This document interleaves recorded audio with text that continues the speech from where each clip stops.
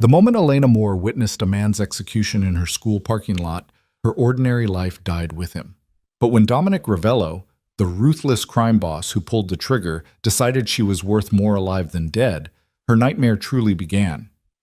Forced into a marriage that existed only on paper, Elena became the wife of the city's most dangerous man. Yet somewhere between survival and submission, between fear and something far more dangerous, the line between captor and protector began to blur. Stay until the end to discover how a witness who should have been silenced became the only woman powerful enough to stand beside a king of criminals. Like this video and comment what city you're watching from. I want to see how far Elena's story travels. The rain came down in sheets that Friday night, turning the world into a watercolor painting, bleeding at the edges. Elena Moore sat in her decade-old Honda Civic, engine idling, watching the downpour assault her windshield with a violence that matched the storm brewing in her chest. The school parking lot stretched empty before her, illuminated only by the sickly yellow glow of streetlights fighting a losing battle against the dark. She should have left an hour ago. Should have been home, microwaving leftovers, grading papers, pretending that 26 felt less like drowning and more like living. But the stack of overdue bills in her passenger seat, electric, water, student loans that had grown teeth and claws, had kept her frozen in place, calculator in hand, trying to make mathematics bend to mercy. It wouldn't. The numbers never did. Elena pressed her forehead against the steering wheel, exhaling slowly. 3 jobs. She worked 3 jobs and still couldn't breathe above water. Art teacher by day, waitress on weekends, online tutor most nights. And still, every month, the deficit grew. Her father's medical bills from before he died continued to arrive like ghosts demanding payment. Her mother's nursing home costs consumed everything else. She was 26 years old and had nothing. No savings, no future, no one. The thought tasted like rust. She was reaching for her keys when the headlights appeared. 2 cars, moving fast, water spraying from their tires in violent arcs. They shouldn't have been there. The school had been closed for hours. The faculty lot empty except for Elena's pathetic vehicle tucked against the far fence. She straightened, instinct whispering warnings her conscious mind hadn't yet processed. The cars stopped 30 yards away, positioned to block the only exit. Elena's breath caught. Her hand found her phone, fingers trembling as she tried to decide, call someone? Drive? But go where? The cars had her boxed in, and something in the way they'd positioned themselves spoke of intention, of planning, of purpose. The doors opened. 4 men emerged from the first car, 3 from the second. Even through the rain-blurred windshield, Elena could see they moved with the coordinated precision of people who'd done this before. Whatever this was. She should have ducked, should have slid down in her seat, made herself invisible, small, forgettable. But horror had paralyzed her, turned her into a spectator at her own disaster. One man was dragged from the second car. His hands were bound behind his back, his face already bloodied. He stumbled, fell to his knees on the wet asphalt, and even through the storm Elena heard him begging, "Please, please, I can get the money. 2 more weeks, that's all I need. Please, Mr. Ravello, please." The name hit Elena like a fist. Ravello. Even she knew that name, had heard it whispered in the teacher's lounge, seen it in newspaper headlines that always seemed to lead nowhere, charges that never stuck. The Ravellos owned half the city, the legal half, and all of the illegal darkness beneath. A man stepped forward from the group, tall, broad-shouldered, wearing a coat that probably cost more than Elena's car. He moved with the casual confidence of someone who'd never questioned his right to occupy space, to take what he wanted, to remake the world according to his will. Dominic Ravello. It had to be. Elena couldn't see his face clearly through the rain, but she could see the gun in his hand. 2 weeks, Dominic said, his voice carrying even through the storm. 2 weeks, you said. That was 8 months ago, Marcus. I've been patient.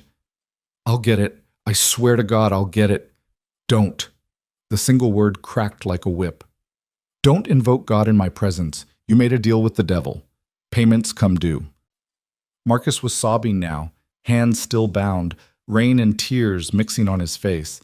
My family, please, my family. Should have thought about them before you stole from me." The gun rose. Marcus's begging reached a fever pitch, words tumbling over each other, incoherent with terror. Elena wanted to close her eyes, to look away, to unsee what was about to happen. But shock had turned her muscles to stone. The gunshot was surprisingly quiet, almost polite, just a pop that the thunder immediately swallowed. Marcus crumpled forward, his begging cut off mid-word. The rain continued falling.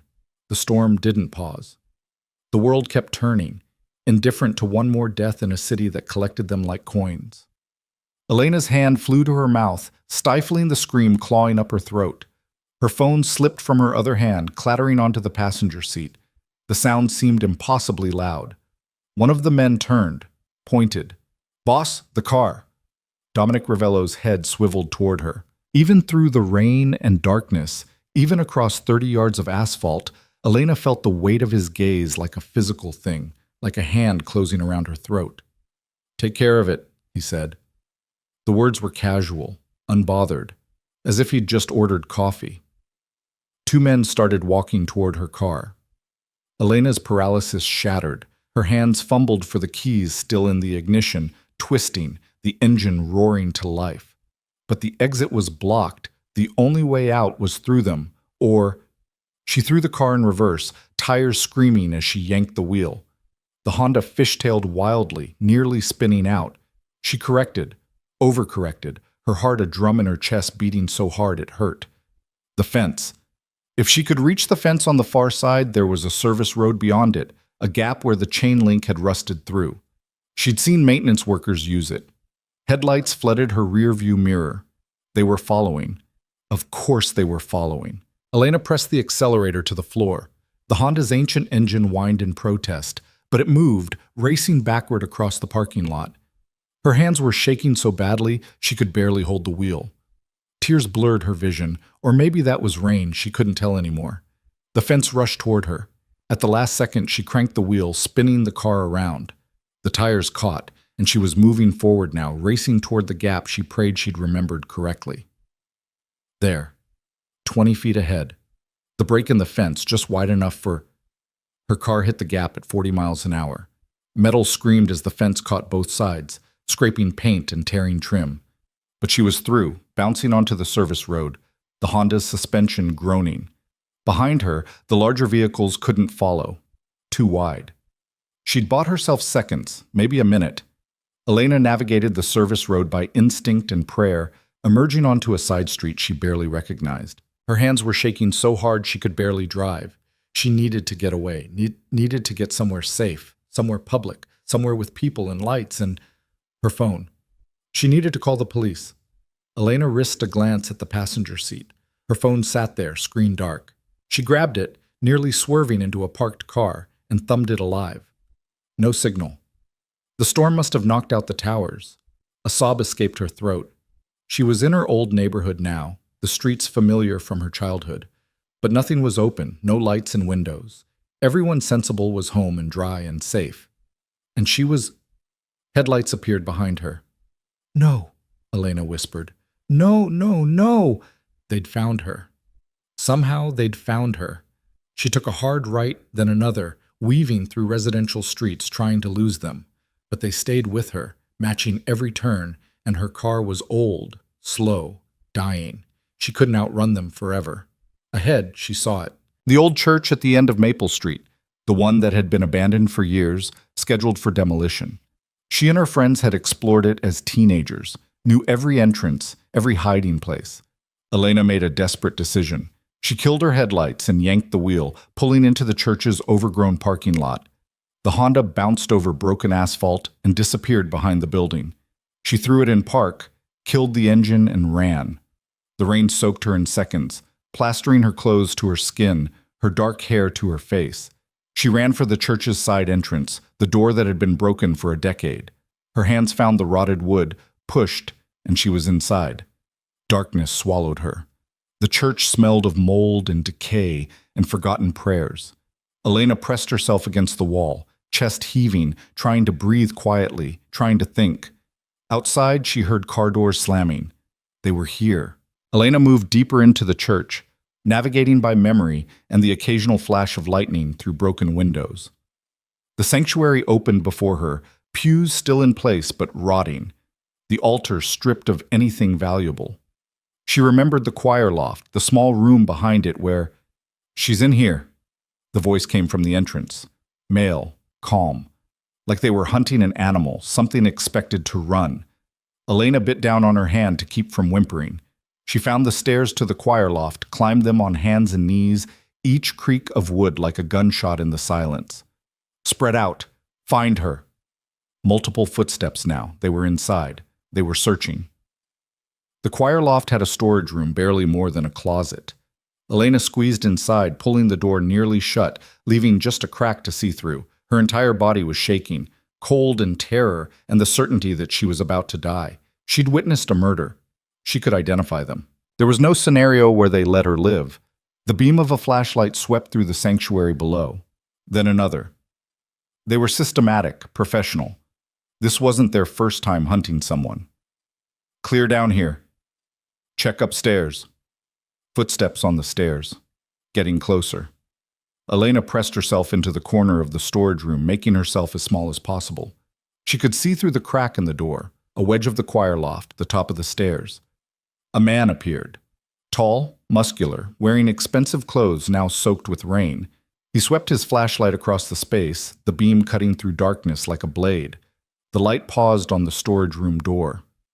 Elena stopped breathing. The man walked toward her. 5 steps. 4. 3. His hand reached for the doorknob. Enough!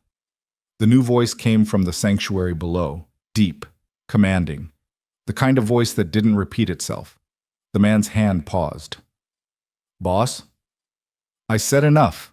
Dominic Ravello stepped into view at the base of the stairs. Even from above, even in the darkness, he radiated authority. She's not here. Probably drove straight to the police station. But the car is a decoy. She dumped it and ran. We're wasting time. Dominic turned, dismissing the conversation. Pull back. We'll handle this through other channels.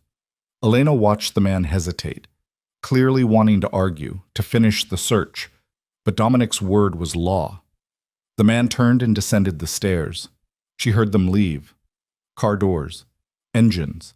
The sound of vehicles pulling away. Silence settled over the church like a shroud. Elena stayed frozen in her hiding spot, convinced it was a trick, that they were waiting for her to emerge. Minutes crawled past. 5, 10, 20. Nothing. Her legs had gone numb from crouching. Slowly, moving like an old woman, Elena eased the storage room door open. The choir loft was empty. She crept to the railing, looked down. The sanctuary was empty. They were gone. Elena's legs gave out. She sat down hard on the rotting floor of the choir loft, wrapped her arms around herself, and shook. The adrenaline was leaving her system, replaced by bone-deep exhaustion and the surreal unreality of what had just happened. She'd witnessed a murder, been hunted, nearly caught, and somehow, impossibly, Dominic Ravello had called off the search. Why? The question circled her mind, finding no answer. Men like that didn't show mercy, didn't leave witnesses. Unless he believed she'd gone to the police, unless he thought she was already someone else's problem. Elena pulled out her phone. Signal had returned. Her hands trembled as she pulled up the keypad, started to dial 911, and stopped. If she went to the police, what would she say? She'd witnessed a murder by Dominic Ravello, a man who owned half the city, who had judges and cops on his payroll. The newspapers said charges against him never stuck. Witnesses disappeared. If she testified, if she tried to do the right thing, she was dead. If not tomorrow, then next week, next month. Men like Ravello had long memories and longer reach. But if she said nothing, if she pretended tonight never happened, could she do that? Could she live with herself? Elena sat in the darkness of the abandoned church, phone in her hand, and realized she was facing an impossible choice. Come forward and die a moral person. Stay silent and live as a coward. Neither option felt like living at all. She didn't know how long she sat there. Long enough for the rain to stop. Long enough for the sky to shift from black to the deep blue of early morning. long enough for her phone battery to drop to 15%. Finally, stiff and frozen, Elena stood. She made her way back down the stairs through the sanctuary, out into the pre-dawn stillness. Her car sat where she'd left it, untouched. They really had gone. She drove home in a daze, her apartment building appearing like a mirage. Third floor, end of the hall, the door that didn't quite close right. She barely remembered walking up the stairs. Inside, Elena stripped off her wet clothes, turned the shower as hot as it would go, and stood under the spray until the water ran cold. When she finally emerged, wrapped in a towel, she caught sight of herself in the bathroom mirror. She looked like a ghost, pale, hollowed out, haunted. Elena Moore, art teacher, drowning in debt, invisible to the world. Except now someone had seen her, and that someone was the most dangerous man in the city. She crawled into bed as the sun rose, pulled the covers over her head, and prayed for sleep that wouldn't come. Behind her eyelids, she saw Marcus falling, heard the quiet pop of the gun, felt Dominic Ravello's gaze cutting through the darkness. She'd escaped, for now, but Elena had the terrible, certain feeling that her life, her quiet, desperate, drowning life, had just ended in that parking lot. And whatever came next would be nothing like the future she'd imagined. The debt that worried her yesterday seemed laughably small now. She'd just incurred a debt that couldn't be calculated. One measured in blood and silence and the weight of secrets that could get her killed. 3 days later. Elena went through the motions of living like a sleepwalker. Monday morning, she showed up to Riverside Academy, taught her classes, smiled at her students, pretended the world hadn't tilted off its axis. The parking lot where she'd witnessed murder looked exactly the same. The rain had washed away any evidence. Life continued, indifferent. No police came, no detectives knocked on her door. The news made no mention of a body found, though Elena searched obsessively every hour. It was as if Marcus had never existed, as if Friday night had been a nightmare her mind invented. Except it hadn't been. Tuesday was the same. Wednesday. She went to work, served tables at the restaurant, tutored kids online, all while glancing over her shoulder, jumping at shadows, waiting for the other shoe to drop. It dropped Thursday evening. Elena was in her apartment, microwaving ramen because that's what poverty tasted like, when someone knocked on her door. 3 firm raps, professional, patient. Her blood turned to ice. Through the peephole, she saw 2 men in suits. Not police. Their clothing was too expensive, their bearing too comfortable. They looked like corporate executives, or very well-dressed thugs. "Miss Moore," one of them called. "We need to speak with you. It's important." Elena pressed her back against the door, heart hammering. "I don't know what you're talking about." "It's about Friday night." The words hung in the air like a guillotine. "We're not here to hurt you," the second man said. His voice was softer, almost kind. "But we do need to talk. And Miss Moore, we can have this conversation here, or somewhere more private. Your choice." It wasn't really a choice. Elena knew that. If she didn't open the door, they'd just come back. Or worse. With shaking hands, she unlocked the deadbolt. The men entered her apartment like they owned it, their eyes cataloging everything. The shabby furniture, the stack of bills, the ramen cooling on her counter. Judging her, finding her wanting. "Miss Moore," the first man said. He was older, graying at the temples, with eyes that had seen things that would make Elena's nightmares look tame. "My name is Victor. This is James. We work for Mr. Ravello." Elena's legs nearly gave out. She gripped the back of a chair to stay upright.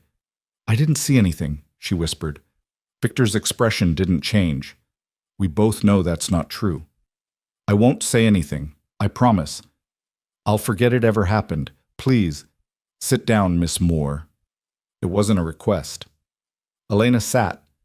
James moved to her window, looking out at the street below, standing guard, making sure no one interrupted.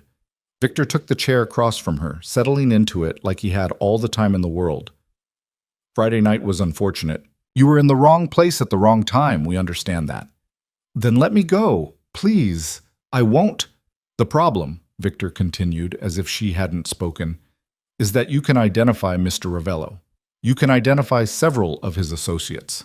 You're a liability." The word landed like a stone in Elena's stomach. "Normally," Victor said, his tone almost conversational. Liabilities are eliminated. It's cleaner that way, simpler. But Mr. Ravello has taken an interest in your situation. Elena's mouth had gone dry. My situation? Your debts, your father's medical bills, your mother's care, the 3 jobs you work just to stay afloat. You're drowning, Miss Moore, and Mr. Ravello is offering you a lifeline. I don't understand. Victor leaned forward. He's offering you a choice. You can refuse, of course, free will and all that, but I'd encourage you to listen carefully before deciding. Elena nodded, not trusting her voice. Option 1. You disappear. Tonight. We provide you with a new identity, relocate you somewhere far from here, give you enough money to start over. But you can never come back. Never contact anyone from your previous life. Your mother, your friends, everyone you know, they all believe you're dead, because for all intents and purposes, you are. The thought of abandoning her mother, leaving her alone in that nursing home, not even able to say goodbye, Elena felt tears burning her eyes. Option 2, Victor said quietly. You marry Mr. Ravello. The words made no sense. Elena stared at him, certain she'd misheard. I'm sorry, what? You become his wife, legally, a marriage license, a ceremony, all of it legitimate and binding. That's insane. It's business. Victor's expression remained neutral. Mr. Ravello needs a wife for legal and social purposes. You need protection and financial security. It's mutually beneficial. Why would he?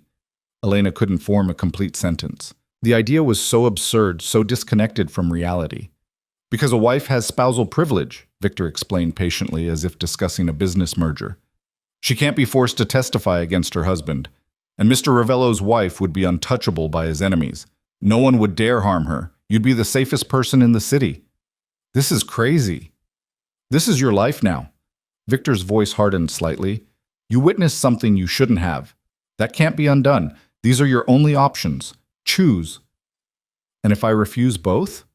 The silence that followed answered her question more clearly than words.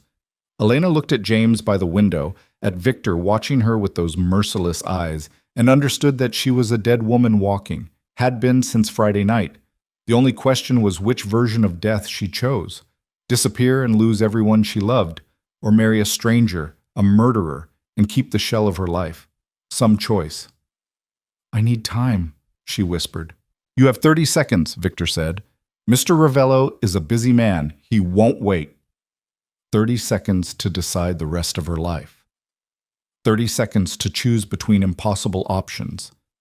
Elena thought of her mother, confused and fading in the nursing home, asking every visit when Elena would bring her home. Thought of her students who looked at her like she mattered, like she made a difference. Thought of the life she'd built, small and struggling though it was. Could she walk away from all of it? If I marry him, Elena heard herself say, voice barely audible, what exactly would that mean? What would he expect from me? A wife in name only, Victor replied. You'd live in his home, attend certain social functions, present the appearance of a marriage, but your private lives would remain separate. It's a legal arrangement, nothing more. For how long? That would be between you and Mr. Ravello. Elena closed her eyes, opened them. The apartment looked exactly the same, but everything had changed. She could feel her life splitting, the before and after of this moment already carved into her bones. I'll do it, she whispered. I'll marry him. Victor nodded, as if he'd never doubted her answer. He stood, buttoning his jacket. Someone will contact you tomorrow with details. In the meantime, tell no one about this conversation. Go to work, maintain your routine, act normal. How am I supposed to act normal? The question came out bitter, half laughing. For the first time, something like sympathy crossed Victor's face. You learn, Miss Moore. We all do. They left as quietly as they'd arrived. Elena sat in her silent apartment, ramen forgotten, bills still stacked on her table, and tried to process what had just happened. She was going to marry Dominic Ravello, the man who'd killed Marcus in cold blood, the crime lord who owned half the city, a stranger who'd decided her life was worth more as his legal shield than as a corpse in an alley. Elena started laughing. It came out broken, edged with hysteria. This wasn't real, couldn't be real. Things like this didn't happen to people like her. She was nobody, invisible, drowning in debt and obscurity. Except now she'd been seen, and there was no going back to invisible. The laughter died. Elena walked to her bathroom, stared at herself in the mirror again. Same face, same brown eyes, same dark hair, same features that had never warranted a second glance. In a few days, she'd be the wife of the most dangerous man in the city, and she had no idea if she'd just saved her life or signed her death warrant. The wedding happened on a gray Saturday morning that felt like a funeral. Elena stood in a boutique she'd never heard of, in a neighborhood where even the air smelled expensive, while 3 women she'd never met pinned her into a dress that cost more than 6 months of her rent. The gown was beautiful, ivory silk that draped like water, delicate lace at the shoulders, a train that whispered against marble floors. It was also a costume for a role she'd never auditioned for. Breathtaking, one of the attendants murmured, adjusting the veil. Mr. Ravello will be very pleased. Elena said nothing. What was there to say? That she felt like a mannequin being dressed for display? That every stitch felt like a chain? That she wanted to tear the dress off and run until her legs gave out? She stood silent and let them work. The past 48 hours had moved with the efficiency of a military operation. Friday morning, a car had arrived at her apartment, sleek, black, windows tinted dark enough to hide sins. The driver, a man who introduced himself only as Marco, had handed her an envelope containing more cash than she'd seen in her lifetime and a handwritten note on expensive card stock. Your debts have been handled. Your mother's care is secured for life. The wedding is tomorrow at 10. Address has been selected. Victor will collect you at 8. No signature. None needed. Elena had counted the money 3 times, certain it was fake, that this was all some elaborate trick. But when she'd called the hospital billing department, stammering through questions about her father's outstanding charges, the woman on the phone had cheerfully informed her the account had been paid in full. When she'd called her mother's nursing home, same story. Every bill, every debt, every suffocating weight she'd carried for years, gone. Bought and paid for, just like her. Now standing in this boutique mirror, Elena barely recognized herself. The woman reflected back looked elegant, poised, expensive. Nothing like the art teacher who microwaved ramen and wore the same 3 outfits on rotation. All finished, the head attendant announced. You're perfect. Perfect. The word tasted like ashes. Victor arrived precisely at 8 the next morning, as promised. He looked her over with the same neutral expression he'd worn in her apartment, nodded once, and gestured to the waiting car. Any questions? He asked as they drove through the city. Elena had 1,000. She asked the only one that mattered. What happens after? After the ceremony, you'll move into Mr. Ravello's residence. Your belongings are already being transferred. You went into my apartment? Your lease has been terminated. Your landlord has been compensated. It's handled. Handled. Everything was handled. Her life dismantled and reassembled without her input, as if she were a problem to solve rather than a person. Will I see him? The question came out smaller than she'd intended. Before the ceremony? No, Mr. Ravello is attending to business. You'll meet at the altar. Of course. Why would a groom need to meet his bride? This wasn't a marriage, it was a merger.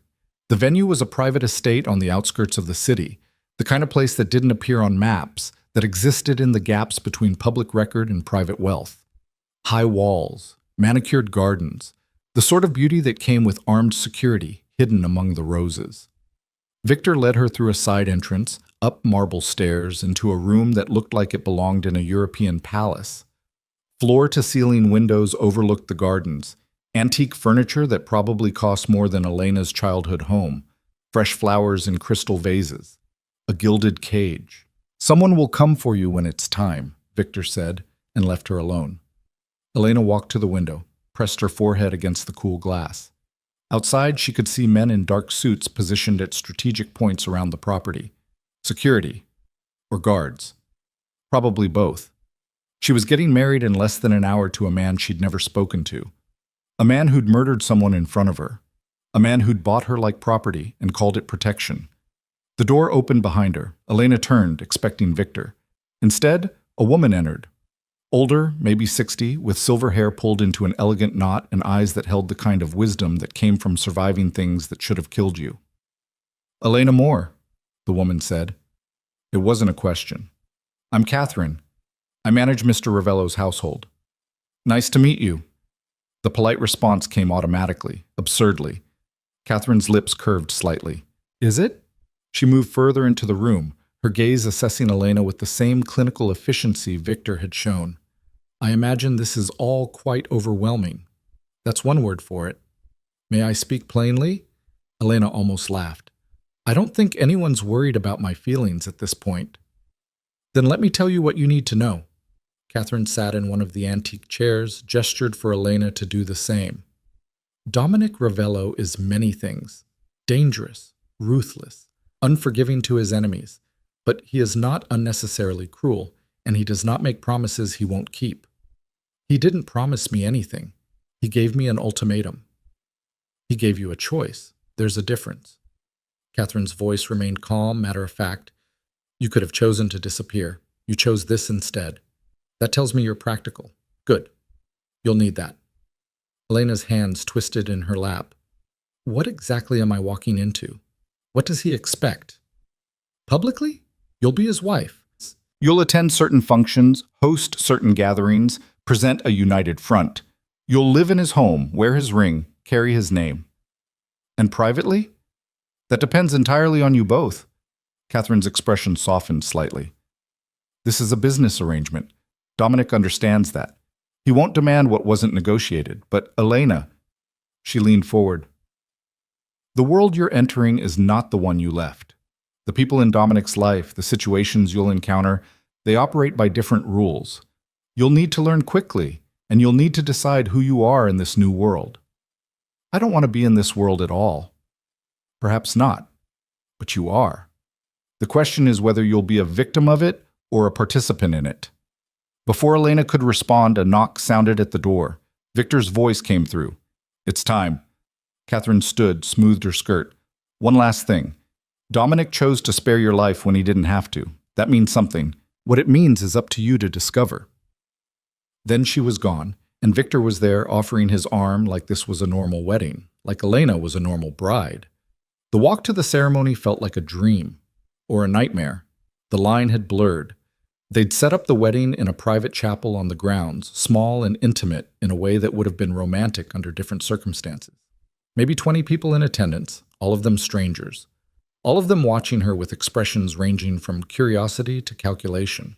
And at the altar, waiting with his hands clasped behind his back, stood Dominic Ravello. Elena's steps faltered. He was taller than she'd realized, broader through the shoulders. The suit he wore was impeccable, charcoal gray that probably cost more than her car had. Dark hair, strong features, the kind of face that would have been handsome if it wasn't so cold. But it was his eyes that stopped her. Gray-blue, like storm clouds, assessing her with the same intensity he'd shown in that parking lot. He was 34, she'd learned from Victor, 8 years older than her. He'd built an empire from his father's legacy and expanded it into something that touched every corner of the city. Legal businesses and illegal ones, all tangled together so thoroughly that law enforcement couldn't pull one thread without unraveling everything.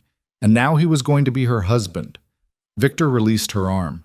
Elena stood alone at the altar, facing Dominic, while a minister she didn't recognize opened a leather-bound book. "Dearly beloved," he began, and Elena had to bite back hysterical laughter at the absurdity. The ceremony was mercifully brief. Traditional vows that meant nothing, promises neither of them intended to keep. Dominic's voice was steady when he spoke. No hesitation, no emotion. He could have been reading a grocery list. "Do you, Elena Marie Moore, take this man to be your lawfully wedded husband?" This was it. Her last chance to refuse, to choose the other option, to disappear into a new identity and leave everything behind. Elena looked into Dominic's eyes and found nothing there. No warmth, no reassurance. Just cool calculation and the patience of someone who'd already won. "I do," she whispered. "And do you, Dominic Alexander Ravello, take this woman to be your lawfully wedded wife?" "I do." "The rings, please." Victor stepped forward, produced 2 platinum bands that caught the light. Dominic took one, reached for Elena's hand. His fingers were warm, solid. The ring slid onto her finger with surprising gentleness, settling there like a shackle. Elena's hand shook as she took the second ring, reached for Dominic's hand. His fingers dwarfed hers, strong and calloused in ways that spoke of violence she didn't want to imagine. She slipped the ring on, and something in his expression shifted. Not softness, exactly, but acknowledgement. By the power vested in me, I now pronounce you husband and wife. You may kiss the bride. Dominic's hand came up to cup her jaw. The touch was firm, but not rough, possessive, but not cruel. He leaned in, and Elena's heart hammered against her ribs. The kiss was brief, chaste. His lips barely brushed hers, there and gone in a heartbeat. But Elena felt it like a brand, like ownership being claimed. When he pulled back, Dominic's expression remained unreadable. "Mrs. Ravello," he said quietly, testing the words. Elena couldn't speak, could barely breathe. Polite applause from the witnesses. The minister closing his book. Victor stepping forward with papers that needed signing, marriage license, legal documents, the bureaucratic machinery that would bind her to this man in the eyes of the law.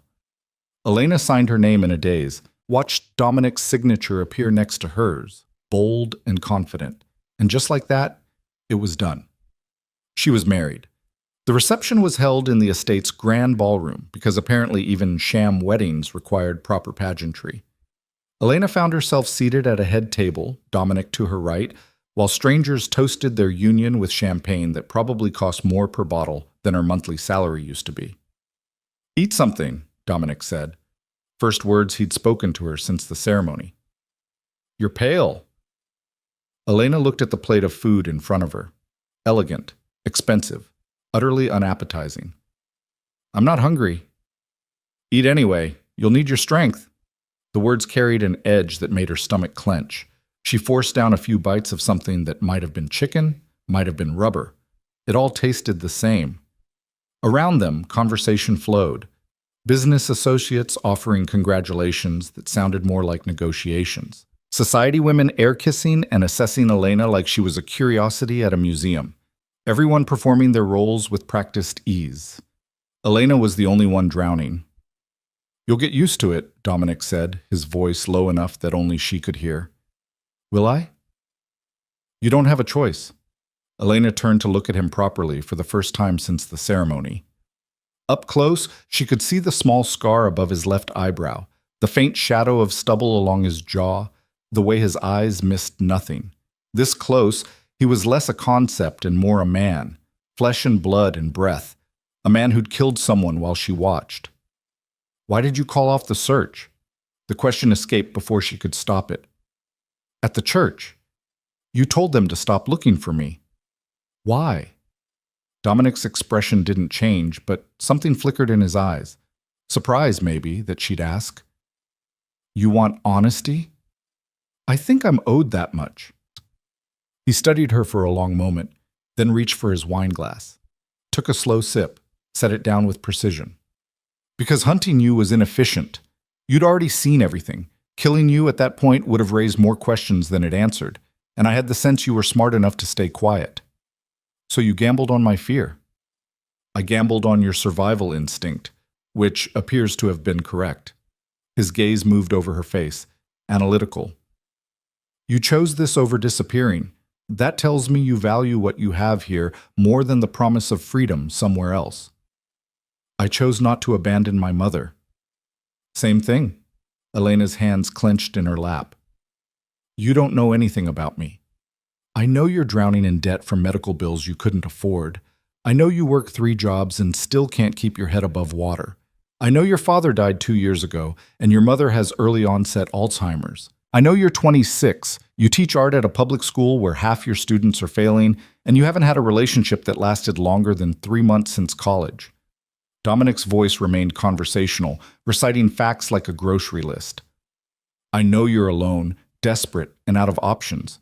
That's why you're here. That's why you said yes." The casual invasion of her privacy should have made her angry. Instead, Elena just felt tired. "You had me investigated." "Of course, I don't make investments without research." He turned back to the reception, dismissing her. You're not the only one taking a risk here, Elena. The difference is I've mitigated mine. Is that what I am? An investment? You're a solution to a problem. Try not to become a different problem, and we'll get along fine. The words landed like slaps. Elena swallowed the hurt, the anger, all of it. What had she expected? Romance? Kindness? This was a transaction. He told her that from the start. She was an asset now, property, a legal shield wearing a wedding dress. The reception dragged on for hours. Elena smiled when required, accepted congratulations from strangers, played the part of blushing bride while dying inside. Dominic remained at her side, the picture of an attentive husband, his hand occasionally finding the small of her back in a gesture that looked affectionate but felt like control. Finally, mercifully, it ended. "Time to go," Dominic said, helping her stand. His hand remained on her back as he guided her through the crowd, accepting final well wishes until they reached the car waiting in the circular drive. Not the car that had brought her here. Something else. A sleek black vehicle that probably cost more than Elena's entire education. Dominic held the door open. Elena slid inside, the leather seats soft as butter. He followed, and the driver pulled away from the estate without needing instruction. They drove in silence through the city. Elena watched the streets pass, familiar landmarks taking on new meaning now that her entire life had changed. The nursing home where her mother lived, its windows dark. The school where she used to teach, empty on a Saturday. The restaurant where she'd waited tables. Someone else doing that job now. Her old life, already fading like a dream. "Where are we going?" she asked quietly. "Home." The word carried weight she wasn't ready to unpack. 20 minutes later, the car turned into a gated driveway. The gates opened automatically, closing behind them with a finality that made Elena's chest tight. They drove up a winding path through landscaped grounds, and then the house appeared. Except it wasn't a house. It was an estate. Modern architecture combined with classical elements, all glass and stone and careful design. Lights glowed warm in the windows. Security cameras tracked their approach. The kind of wealth that didn't need to announce itself. "This is where you live." Elena couldn't keep the shock from her voice. "Where we live," Dominic corrected. "You'll have your own wing. Catherine will show you around tomorrow." The driver opened Elena's door. She stepped out onto paved stones, her heels clicking, the night air cool against her skin. Dominic came around the car, placed his hand on her back again, apparently his preferred method of directing her, and guided her to the entrance. The front door opened before they reached it. Catherine stood there, wearing a kind smile that didn't quite reach her eyes. "Welcome home, Mrs. Ravello." Mrs. Ravello. The name still didn't feel real. Inside was more stunning architecture, more expensive everything, marble floors, art that probably belonged in museums, furniture that screamed old money and new power combined. It was beautiful, impersonal, like a hotel designed by someone with unlimited funds and no soul. "Your suite is upstairs," Catherine said. "I've had your things brought over and unpacked. If you need anything at all, just—" "I'll show her," Dominic interrupted. His hand remained steady on Elena's back. "Thank you, Catherine." The older woman nodded, withdrew, leaving them alone in the cavernous entryway.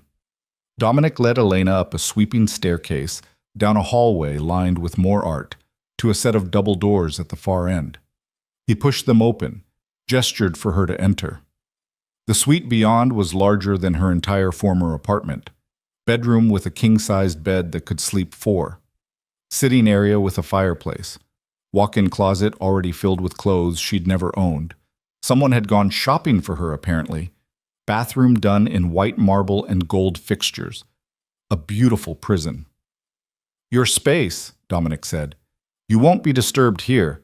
My rooms are in the other wing." Elena turned to face him. "So we really are. This really is just business. I told you it would be. And if I want to leave? Go see my mother, go outside, go anywhere. You're free to move about the property. If you want to leave the grounds, you'll need security with you, for your protection." "You mean for surveillance?" Dominic's expression hardened slightly. "I mean for your protection. You're my wife now, Elena. That makes you a target for my enemies. Or did you think this arrangement came without complications?" She hadn't thought about it at all, had been too overwhelmed by everything else. But of course, being married to someone like Dominic meant inheriting his enemies. The people who wanted to hurt him would see her as leverage. She'd traded one kind of danger for another. "How many enemies?" she asked. "Enough that you don't leave this house without security. Enough that you follow the protocols Catherine will teach you. Enough that you take this seriously." He moved closer, and Elena fought the urge to back away. "I chose to protect you, Elena. Don't make me regret that choice by being careless. Protect me. Is that what this is?" Yes. The word was flat, final. "Whether you believe it or not." They stood there, two strangers bound by law and circumstances neither had wanted, and Elena felt the full weight of what she'd agreed to settling on her shoulders. "I should let you rest," Dominic said, stepping back. "Tomorrow, Catherine will orient you to the household. You'll meet the staff, learn the security protocols, get settled. If you need anything tonight, there's a phone by the bed. Press 0 for the main house line." "Will you?" Elena stopped herself, unsure what she was even asking. "Will I what?" "Nothing. Never mind." Dominic studied her with those storm cloud eyes, and for just a moment, something almost like regret crossed his features. "This isn't what you wanted. I understand that. But it's what we have. We can make it work, or we can make it hell. Your choice." Then he was gone, the door closing quietly behind him, leaving Elena alone in her beautiful prison. She stood in the center of the room, still wearing her wedding dress, and tried to process everything. This morning, she'd been Elena Moore, struggling art teacher with more debt than hope. Tonight, she was Elena Ravello, wife to a crime lord, living in a mansion, protected and imprisoned in equal measure. Nothing made sense. Everything had changed, and she had no idea if she'd just saved her life or destroyed it completely. Slowly, mechanically, Elena removed the wedding dress, hung it in the closet among clothes that weren't hers, and found a nightgown in a drawer. She washed her face in the marble bathroom, avoiding her reflection, climbed into the enormous bed that smelled of expensive fabric softener and nothing else. The sheets were silk, the mattress perfect, but Elena had never felt more uncomfortable. She stared at the ceiling, at the subtle crown molding and the chandelier that probably cost more than a car, and tried not to cry. Failed. The tears came quietly, rolling down her temples into her hair, her body shaking with silent sobs. She'd survived. She'd saved her mother's care. She'd eliminated her debt. By any practical measure, she'd won. So why did she feel like she'd lost everything that mattered? Somewhere in the house, a clock chimed midnight. Her wedding night. She was supposed to be with her husband, supposed to be celebrating, supposed to be starting a new chapter of her life. Instead, she was alone in a stranger's house, crying into silk pillows, married to a man who'd killed someone in front of her and called it business. Elena cried until she had nothing left, until exhaustion finally dragged her under. Her last thought before sleep claimed her was a question she had no answer for. What had she become? And more terrifying, what would she become tomorrow and the day after, living in this house with this man in this world she didn't understand? Only time would tell. And Elena had the terrible certainty that time was the one thing she couldn't outrun anymore. Elena woke to sunlight streaming through unfamiliar windows and a moment of complete disorientation before memory crashed back. The wedding, the mansion, Dominic Ravello's hand on her back, guiding her like property he'd just acquired. She was married. The platinum band on her finger caught the light, undeniable proof that yesterday hadn't been a nightmare. Elena stared at it, this circle of metal that had transformed her from invisible to owned in a single ceremony. A soft knock at the door made her sit up, pulling the silk sheets to her chest. "Yes?"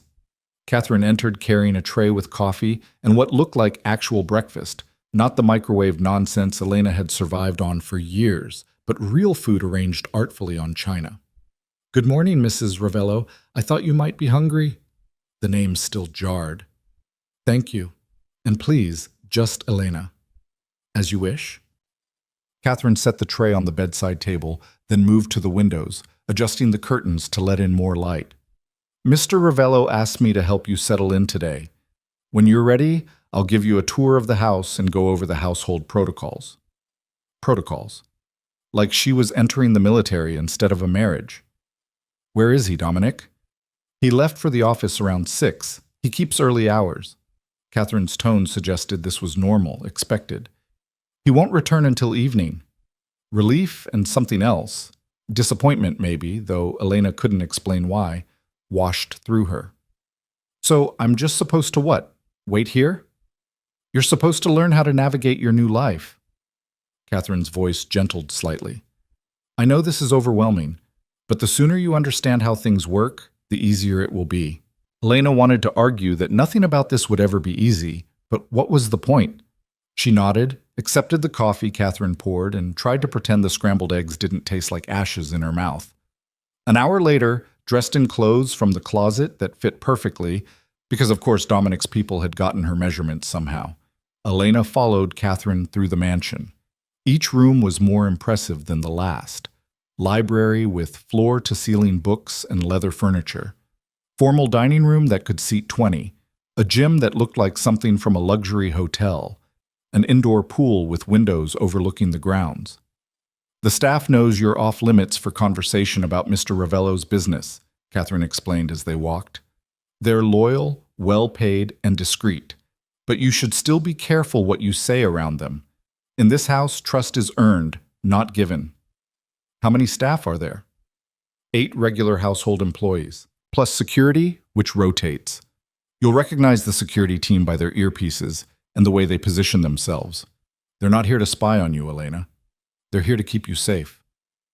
From what exactly? Catherine stopped walking, turned to face her. From people who would use you to hurt Dominic. From rival organizations who would love to get their hands on his wife. From threats you don't even know exist yet. She paused. Your life changed the moment you witnessed that execution. Marrying Dominic didn't create the danger. It just gave you protection from it. The words echoed what Dominic had said, but they didn't make Elena feel any safer. And if I want to leave? Visit my mother? You can, but you'll need security with you. Marco will be your primary driver and bodyguard. He's one of Dominic's most trusted men. The one who brought me the money? Yes. He'll take you anywhere you need to go, but you need to give him advance notice. No spontaneous trips. No leaving the grounds without telling someone. These aren't arbitrary rules, Elena. They're what keep you alive. The tour continued. Catherine showed her Dominic's wing of the house. Doors she was welcome to knock on, but shouldn't enter uninvited. His office, strictly off limits. The kitchen, where Elena was welcome any time, but where staff would prepare her meals if she requested. A sunroom filled with plants that someone clearly tended with devotion. This is beautiful, Elena said, trailing her fingers over an orchid's delicate petals. Dominic's mother designed this room before she passed. He maintains it in her memory. Catherine's expression softened. She loved growing things. Said it reminded her that not everything in life had to be hard.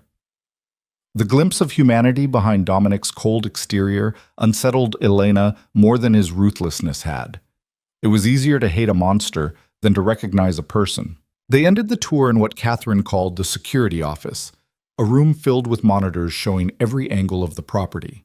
A man Elena didn't recognize sat watching the screens with focused attention. Mrs. Ravello, this is Thomas. He manages daytime security. Thomas stood, nodded respectfully.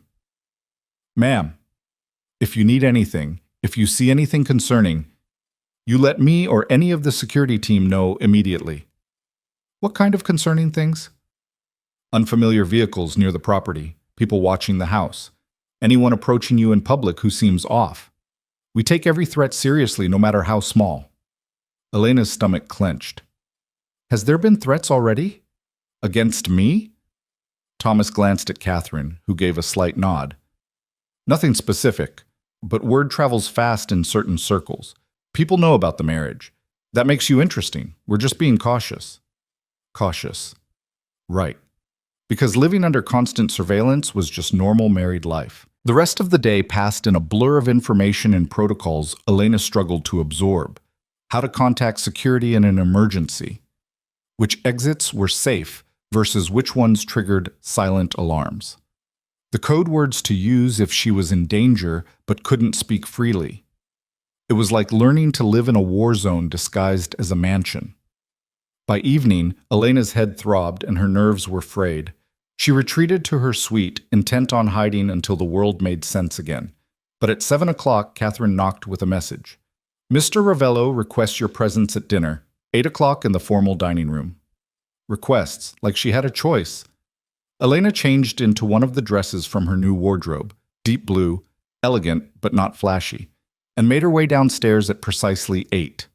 The dining room was lit with soft candlelight, the table set for two at one end, close enough to be intimate but far enough to maintain distance. Dominic was already there, standing by the window with a glass of whiskey, still wearing his suit from the day, though he'd loosened his tie. He turned when she entered, his gaze moving over her in that assessing way she was beginning to recognize. "You look well rested," he said. "I slept fine, thank you." The lie came easily. She'd barely slept at all, had spent most of the night staring at the ceiling. "Sit, please." He gestured to the table, waited until she'd settled before taking his own seat. Almost immediately, staff appeared with the first course, some kind of soup that probably had a fancy French name. They ate in silence for a few minutes, the only sound the clink of silverware against china. Elena's nerves wound tighter with each passing second. "Catherine showed you the house?" Dominic asked finally. "Yes, it's very comprehensive." That's one word for it. A hint of amusement colored his tone. "I imagine the security protocols seemed excessive. They seemed terrifying." Dominic set down his spoon, regarded her steadily. "They're necessary. I need you to understand that, Elena. The people in my world don't play by normal rules. They see weakness, and they exploit it. You're a potential weakness now. Because I'm your wife. Because you matter to me on paper. Whether you actually matter is irrelevant. The perception is what's dangerous." He paused. "That's why you follow the protocols, why you don't take risks, why you trust the security I've provided." Elena's hands clenched in her lap. "This isn't a life. It's a prison with better furniture. It's survival. There's a difference." "Is there?" She met his gaze, surprised by her own boldness. "You talk about protection, but I'm not free. You talk about keeping me safe, but I can't make a single decision without approval. How is that different from captivity?" Dominic's expression hardened. "You want to know the difference? I'll show you." He pulled out his phone, tapped a few times, then turned it to face her. The screen showed a photograph. A woman, maybe 30, beaten so badly her face was barely recognizable. Elena's stomach turned. "Sofia Marchetti," Dominic said quietly. "Wife of one of my competitors. She decided she didn't need security, that the protocols were too restrictive. She went shopping alone. 3 weeks ago, someone grabbed her off the street. They sent her back in pieces over the course of 5 days. Elena's hand flew to her mouth. "Oh my!" Her husband got the message, paid what he owed, fell in line. But Sophia's dead because she thought she knew better than the people trying to protect her. Dominic pulled the phone back, pocketed it. "That's the difference between prison and protection. Prison is about control. Protection is about keeping you alive. Don't confuse the two." The soup tasted like bile now. Elena pushed her bowl away, fighting nausea. "Why are you showing me this?" "Because you need to understand what's at stake. This isn't a game, Elena. The world you're in now, people die for much less than you've already seen. I need to know you'll take this seriously." "I never asked for any of this." "No. But you chose it when you could have chosen differently. So now you live with the consequences. We both do." He signaled for the staff to bring the next course. "Tell me about your mother. How is she?" The subject change gave Elena whiplash. What? "Your mother. You were worried about her care. I had the nursing home send over her latest medical reports. The Alzheimer's is progressing, but slowly. She's comfortable." Elena stared at him, unable to reconcile the man who'd just shown her brutal images with the one asking about her mother's health. "You read her medical files." "I take care of what's mine. That includes your family." Dominic's tone suggested this was obvious. "If you want to visit her, Marco can take you tomorrow, though I'd recommend waiting a few days until the news of our marriage has circulated. There will be press interest." "Press interest?" Elena laughed, sharp and bitter. "Of course, because marrying you makes me newsworthy. It makes you a target for speculation. The media loves a story, and the mysterious new wife of Dominic Ravello will generate headlines. We'll need to control the narrative. How do we do that? Tomorrow, my publicist will brief you. We'll release an official statement, probably do one carefully controlled interview. You'll need to learn what you can and can't say. He paused. I know this is a lot, but the sooner you adapt, the easier it gets. You keep saying that. Everyone keeps saying that. But nothing about this feels like it will ever be easy. Dominic studied her for a long moment, something unreadable in his expression. You're right. It won't be. But you're stronger than you think, Elena. You wouldn't have survived this long otherwise. You don't know anything about my strength, don't I? He leaned back in his chair. You worked 3 jobs to keep your head above water. You sacrificed your own life to care for your mother. You didn't crumble when I gave you impossible choices. You evaluated your options and made a strategic decision. That's not weakness. That's survival instinct. The unexpected praise caught Elena off guard. She'd expected coldness, distance, the same transactional approach he'd shown at the wedding, not this strange mixture of ruthlessness and observation. Why did you really spare me? The question emerged before she could stop it. The real reason, not the efficiency excuse. Dominic's fingers drummed once against the table, a rare tell that suggested she'd surprised him. You want the truth? I think I've earned it. He considered this, then nodded slowly. Because when I looked at you in that parking lot, terrified and soaking wet, I saw someone who understood exactly how bad their situation was and still tried to run. Not fight. Not negotiate. Run. That's smart. That's someone who assesses threats and acts accordingly. His gaze held hers. And because when Victor investigated you, I realized killing you would be punishing someone for being in the wrong place at the wrong time. You weren't the enemy. You were just unlucky. I'm ruthless, Elena, but I'm not indiscriminate. So you married me instead. How merciful. I gave you a way to survive that let you keep the things you cared about. Your mother's care, your dignity, your life. Yes, there are strings attached, but you're alive and so is everyone you love. In my world, that's mercy. Elena wanted to argue, to rage against the casual way he'd upended her entire existence. But what could she say that would change anything? This was her reality now. The question was whether she'd drown in it or learn to swim. The rest of dinner passed with careful conversation about neutral topics. The house. The staff. Small details about schedules and expectations. Dominic was surprisingly easy to talk to when he wasn't being terrifying. His intelligence evident in the way he analyzed topics, found connections she'd missed.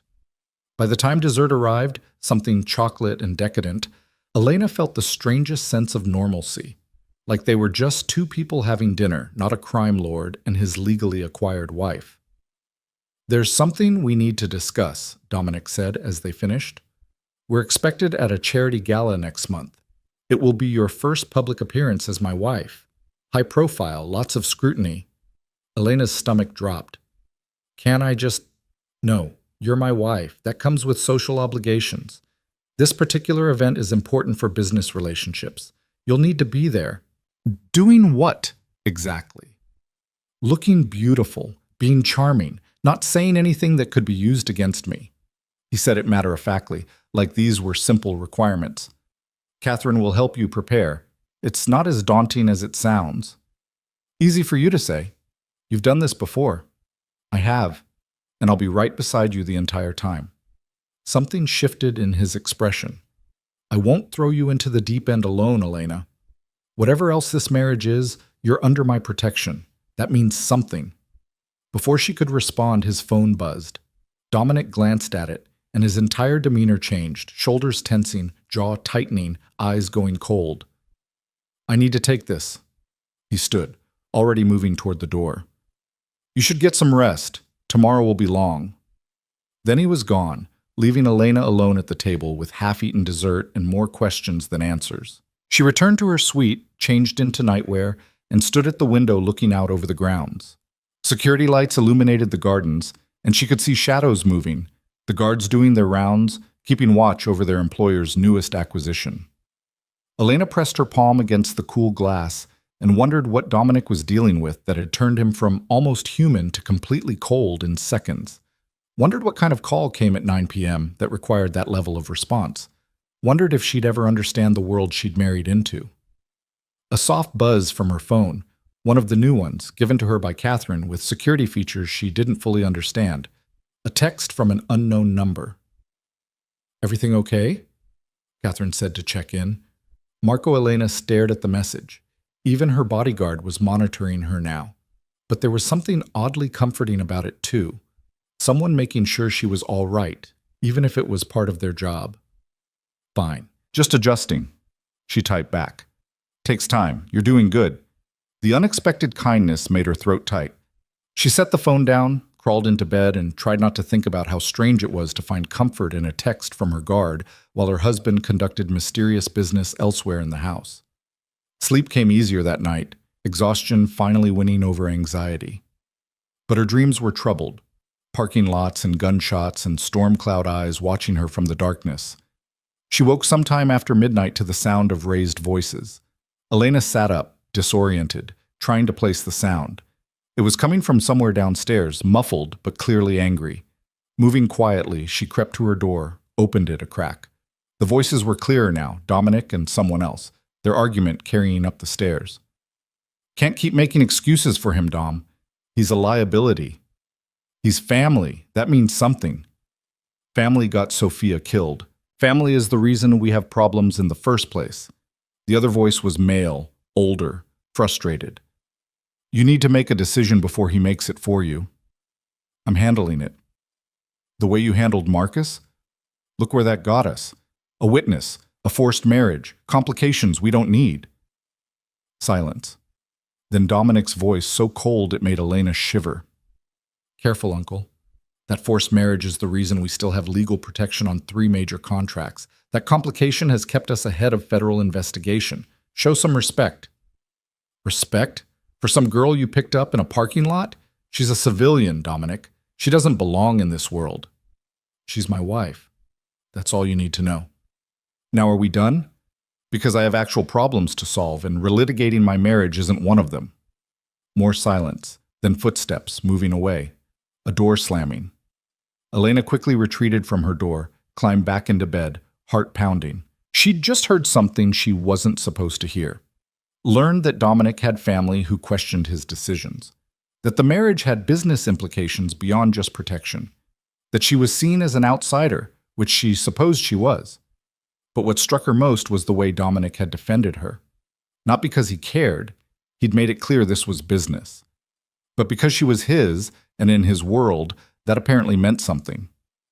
Elena lay awake for a long time after that, processing what she'd heard, trying to understand the complex web she'd become part of. She'd thought the marriage was simple, protection in exchange for silence. But nothing in Dominic's world was simple, and she was beginning to realize just how deep the waters ran.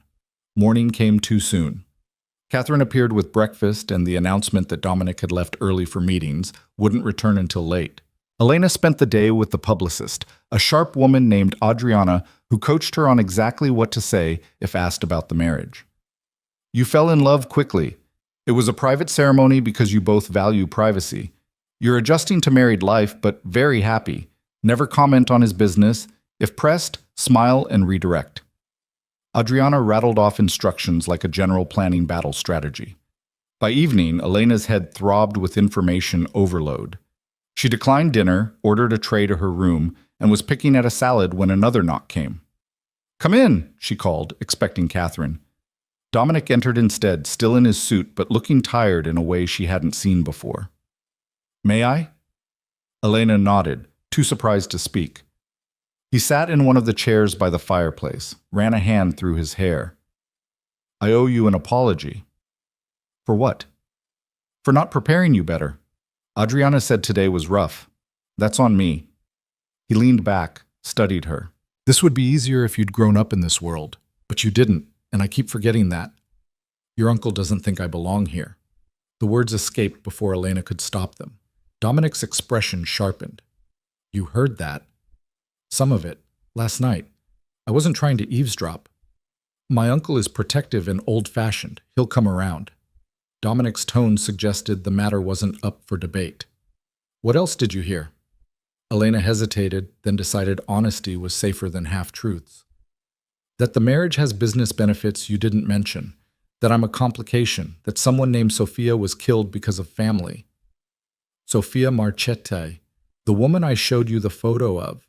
Her husband's cousin betrayed them to rivals. Family isn't always protection. Sometimes it's your weakest point. He paused. And yes, the marriage has benefits beyond your silence. But those benefits serve us both. You're protected, I maintain certain legal advantages. It's symbiotic. You could have told me. Would it have changed your answer? Elena considered this. No? Then it wasn't relevant. He stood, moved toward the door, then paused. We leave for the coast in 3 days, a week at my property there. Honeymoon for appearances. Honeymoon. Elena's voice was flat.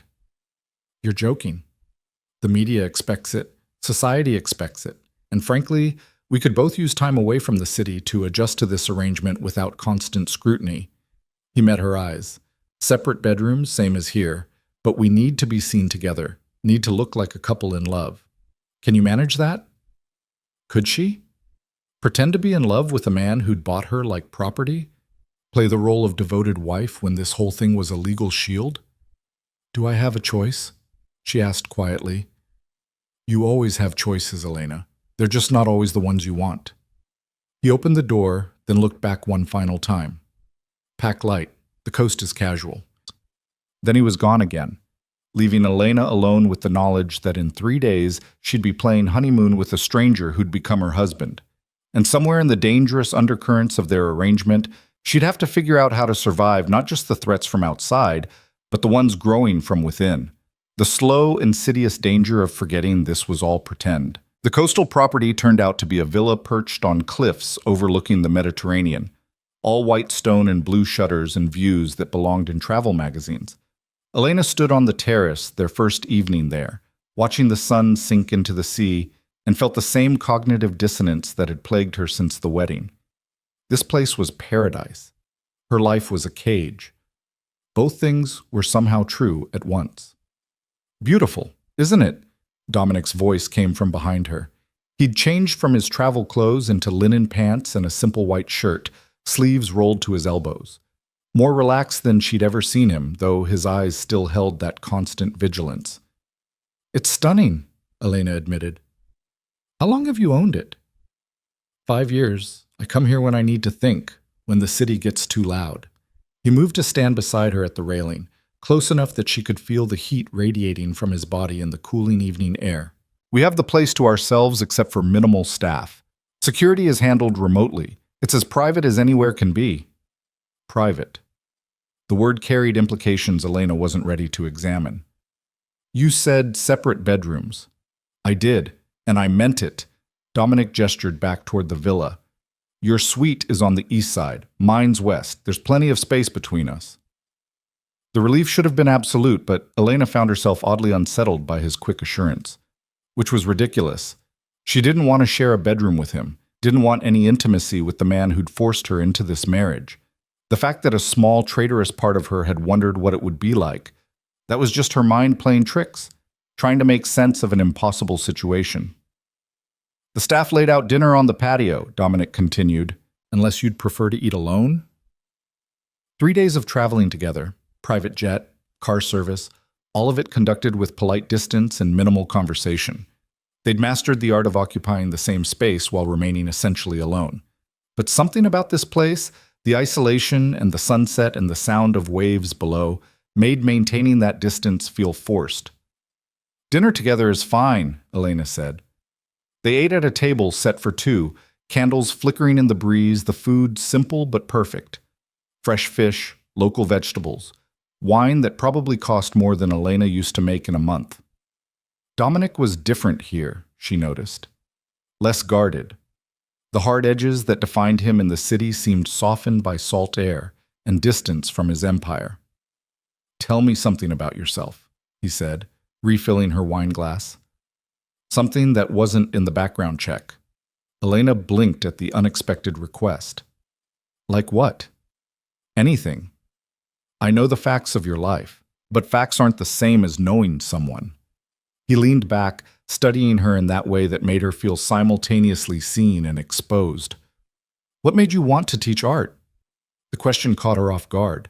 No one had asked her that in years, had cared about the reasons behind her choices. My father, she said quietly. He was a carpenter. Not professionally, he worked construction. But on weekends, he'd build things, beautiful things, furniture, cabinets, these intricate wooden puzzles. He said creating something from nothing was the closest humans got to magic. Dominic listened without interrupting, his attention absolute. When he got sick, when we knew he was dying, he made me promise I'd keep creating. Said the world had enough people who just consumed and too few who made beauty. Elena's throat tightened at the memory. Teaching art felt like keeping that promise. Even if my students never become artists, they learn to see beauty, to make things with their hands. It mattered to him, so it matters to me. Past tense, Dominic observed. You taught art. Do you plan to go back? Elena hadn't thought about it. The school had been told she'd resigned for personal reasons, the story carefully crafted by Dominic's people. Going back meant questions she couldn't answer, scrutiny she couldn't handle. I don't know if I can. Why not? Because I'm your wife now. Because showing up at a public school would create exactly the kind of attention you said we're trying to avoid. The frustration in her voice surprised her. That life is gone, Dominic. You know that. It doesn't have to be. He set down his wine glass. If teaching matters to you, we'll find a way. Private students, maybe. Or you could teach at one of the charter schools my foundation funds, places with better security where your presence wouldn't raise eyebrows. Your foundation funds charter schools? Among other things, hospitals, community centers, youth programs. He said it casually, like it was unremarkable. Money is a tool, Elena. It can destroy or it can build. I prefer doing both. The glimpse into his world beyond violence and crime unsettled her more than the ruthlessness had. It was easier to hate a monster, harder to reconcile that monster with someone who funded schools and spoke about creation mattering. What about you? Elena asked, deflecting. What made you choose this life? Dominic's expression shuddered slightly. I didn't choose it. I was born into it. My father built an empire, and I inherited the responsibility of maintaining it. You could have walked away. Could I? His smile was bitter. You think men like me get to choose normal lives? I was 12 when I watched my father eliminate a traitor. 14 when I understood that everything we had was built on blood and strategy. By the time I was old enough to question it, I was already too deep to leave. He paused. This is the only life I know, Elena. The only one I'm good at. I don't believe that. You should. His gaze held hers. I'm a killer. That's not metaphor or exaggeration. I've ended lives because they threatened what's mine. I've made decisions that destroyed families. The charity work, the legitimate businesses, the foundations. Those don't erase what I am. Then why do them? Because my mother asked me to. The admission came quietly. Before she died, she made me promise that I'd use our resources for something beyond just accumulating power. Said there was already too much darkness in our family, and she needed to know some light would survive her. His jaw tightened. So I keep that promise. But it doesn't make me good, Elena, just less completely evil. The raw honesty in his words created an intimacy Elena hadn't expected, didn't want, couldn't quite resist. She saw him suddenly not as the terrifying figure who'd upended her life, but as someone equally trapped by circumstances and choices that had been made long before either of them had any say. I think you're more complicated than you pretend to be, she said softly. Complicated doesn't mean redeemable. But something in his expression had shifted, walls lowering incrementally. They finished dinner in more comfortable silence, the tension between them changing quality. Less adversarial, more uncertain, like they were both trying to figure out what they were to each other beyond the legal fiction of marriage. After dinner, Dominic suggested a walk along the cliff path. Elena agreed, and they descended steps carved into stone, following a trail lit by solar lanterns. The sea crashed against rocks below, violent and beautiful. Above them, stars emerged as the last light faded. "So quiet here," Elena said, wrapping her arms around herself against the evening chill. "I'd forgotten what quiet sounds like." Dominic shrugged out of his jacket, draped it over her shoulders without asking. The gesture was automatic, almost protective, and Elena found herself pulling the fabric closer, breathing in the scent of expensive cologne and something underneath that was just him. "That's why I come here," he said. "In the city there's always noise, always problems demanding attention. Here, I can think." "What do you think about?" "How to keep the empire running, which threats are real and which are posturing, whether the choices I'm making will protect my people or get them killed." He glanced at her. "And lately, how to make this arrangement work for both of us instead of just me." The admission surprised her. "You think about that?" "You're not what I expected," Dominic said. "I thought you'd be terrified into submission, compliant and quiet and grateful just to be alive. But you're not. You push back, you question. You're stronger than I gave you credit for." "I don't feel strong." "Strength isn't the absence of fear, it's functioning despite it." They'd reached a lookout point and Dominic stopped, turned to face the sea. "You're surviving an impossible situation with more grace than most people could manage. That's strength." Elena didn't know what to say to that, so she said nothing. They stood together watching waves, and for the first time since the wedding, Elena felt something like peace. The moment shattered with the sound of an explosion. Dominic reacted instantly, grabbing Elena and yanking her down behind the stone wall of the lookout. "Stay low," he ordered, his entire demeanor transformed from contemplative to lethal in a heartbeat. "What's happening?" Elena's heart hammered against her ribs. "We're under attack." He pulled a gun from somewhere, his ankle, she realized he'd been armed the whole time, and peered over the wall toward the villa. Flames licked up from what had been the garage. "They hit the security station first. Smart." "Who? Who's attacking us?" "Does it matter?" Dominic's voice was cold, focused. He pulled out his phone, cursed. "They're jamming communications. We can't call for backup." Another explosion rocked the cliff. Closer this time. Elena screamed, pressing herself against the stone. "We need to move," Dominic said. "There's a boathouse at the base of the cliff. If we can reach it—" Gunfire erupted from the direction of the villa. Multiple shooters, their weapons creating a staccato rhythm that echoed off stone. Dominic grabbed Elena's hand. "Run! Now!" They ran, stumbling down the dark path, the solar lanterns suddenly seeming woefully inadequate. Behind them, more gunfire. Shouts in Italian, footsteps pounding. Elena's heel caught on uneven stone. She would have fallen if Dominic hadn't caught her, his arm banding around her waist, hauling her upright. "Keep moving." "I can't. My shoes." He didn't slow, just kept dragging her forward, practically carrying her. They rounded a corner and Dominic pulled her into a shallow alcove in the cliff face, pressing her against the stone with his body as a shield. "Don't move. Don't breathe loud." His voice was barely a whisper against her ear. Footsteps approached. Two men, speaking rapid Italian that Elena couldn't follow.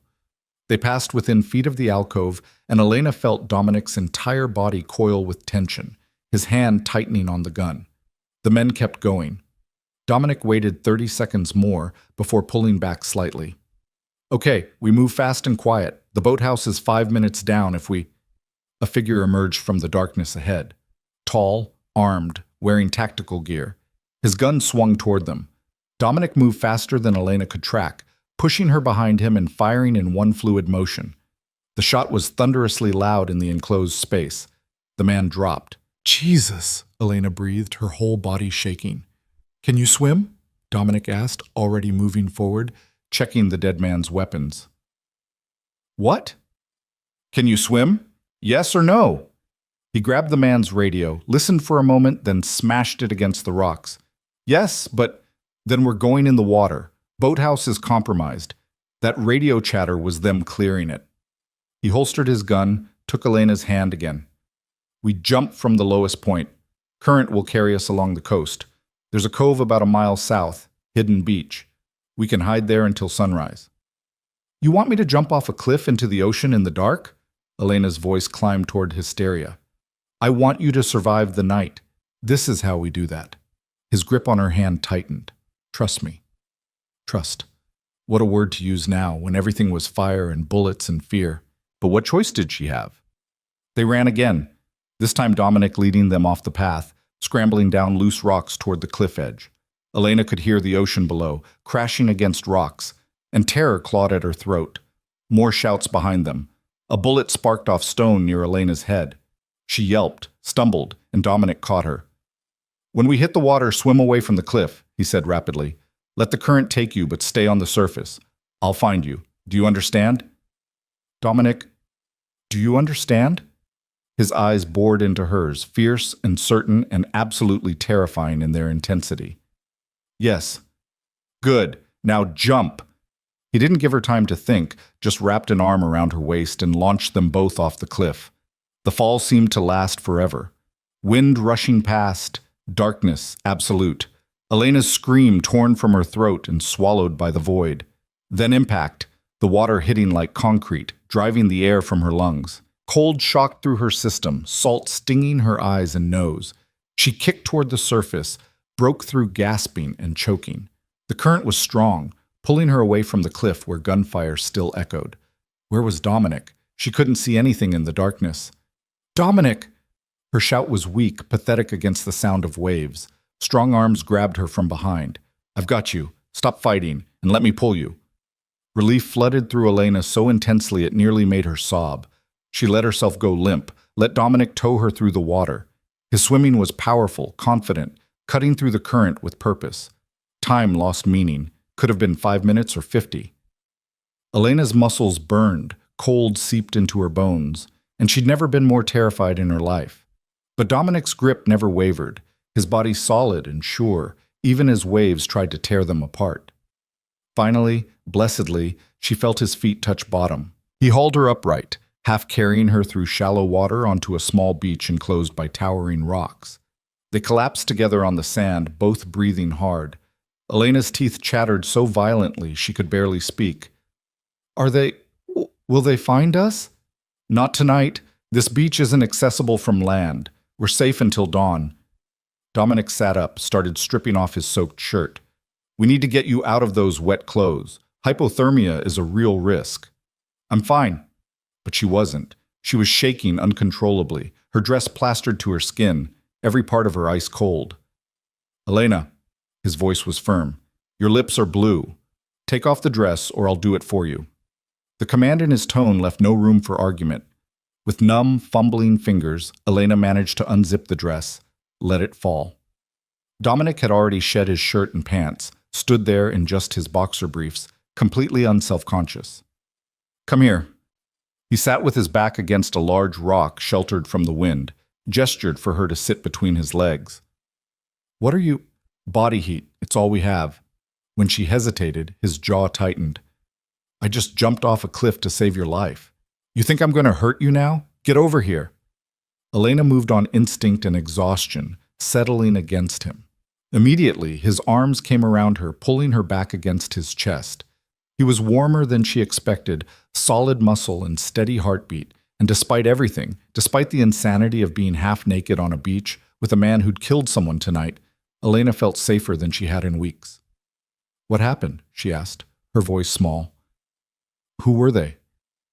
"Rivals. Someone found out about the honeymoon, saw an opportunity." His arms tightened fractionally.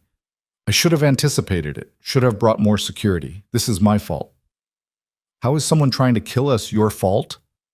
"Because I made enemies, because I brought you into this world, because—" He stopped, exhaled slowly.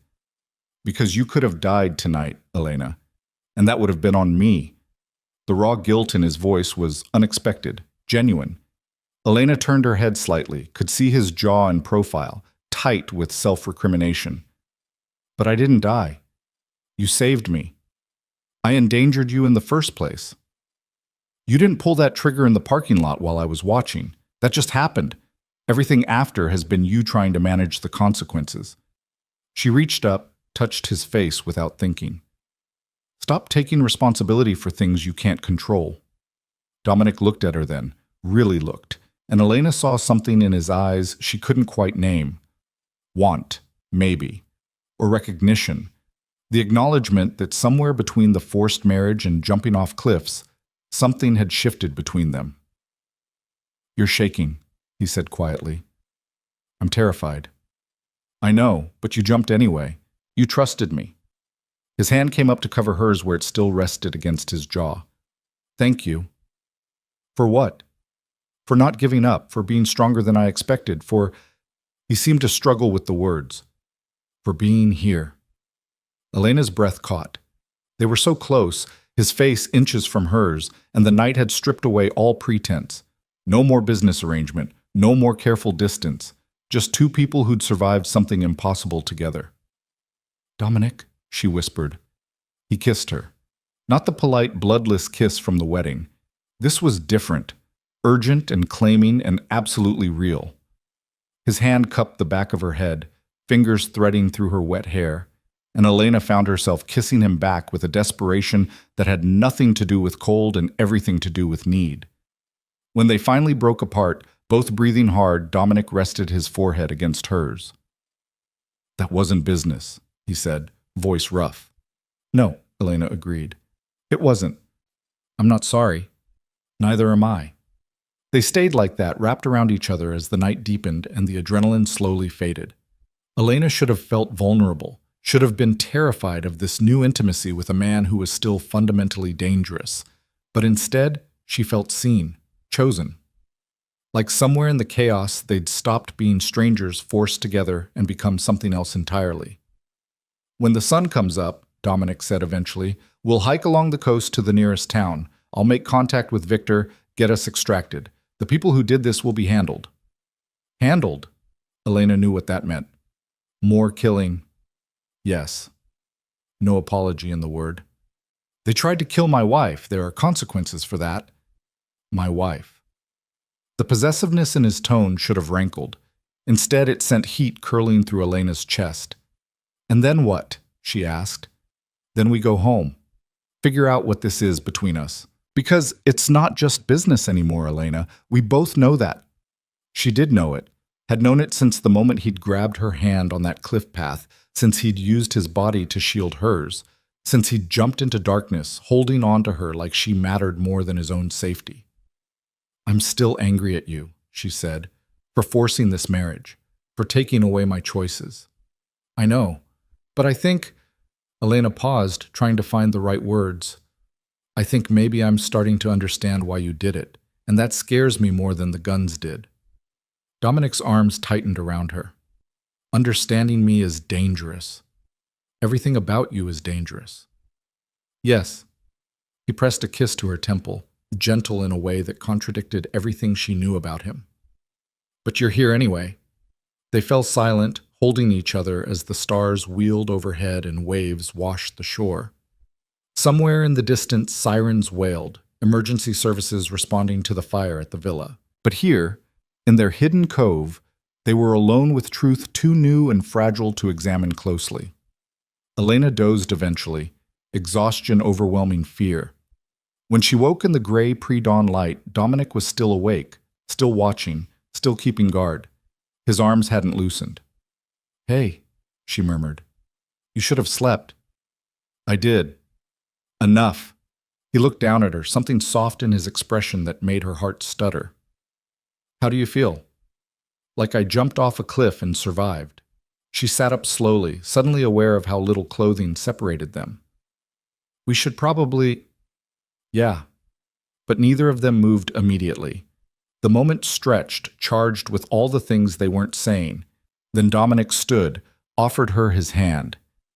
"There's a hiking path about 100 yards north. It'll take us to the coastal road." They dressed in their still damp clothes, Elena grimacing at the feel of salt-stiff fabric against her skin. Dominic helped her navigate the rocks to the path, his hand steady and sure. The hike took 2 hours. By the time they reached the road, Elena's feet were blistered and her legs shook with exhaustion. But Dominic flagged down the first car that passed. A local farmer who took one look at them and immediately offered assistance. Within 3 hours, they were in a safe house Victor had arranged. Clean clothes, hot food, and security that made the villa look casual. Elena showered until the hot water ran cold, washing away salt and fear and the memory of bullets sparking off stone. When she emerged, wrapped in a robe too large for her, Dominic was on the phone in the living room. His voice was cold, clipped, issuing orders that would result in violence she didn't want to imagine. He saw her, ended the call immediately. "You okay?" "Physically, yes."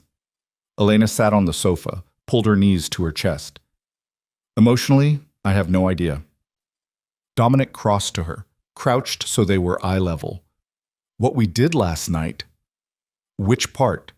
The running for our lives or the kissing?" A ghost of a smile crossed his face. "Both, either. I need to know you're not going to regret this when we get home."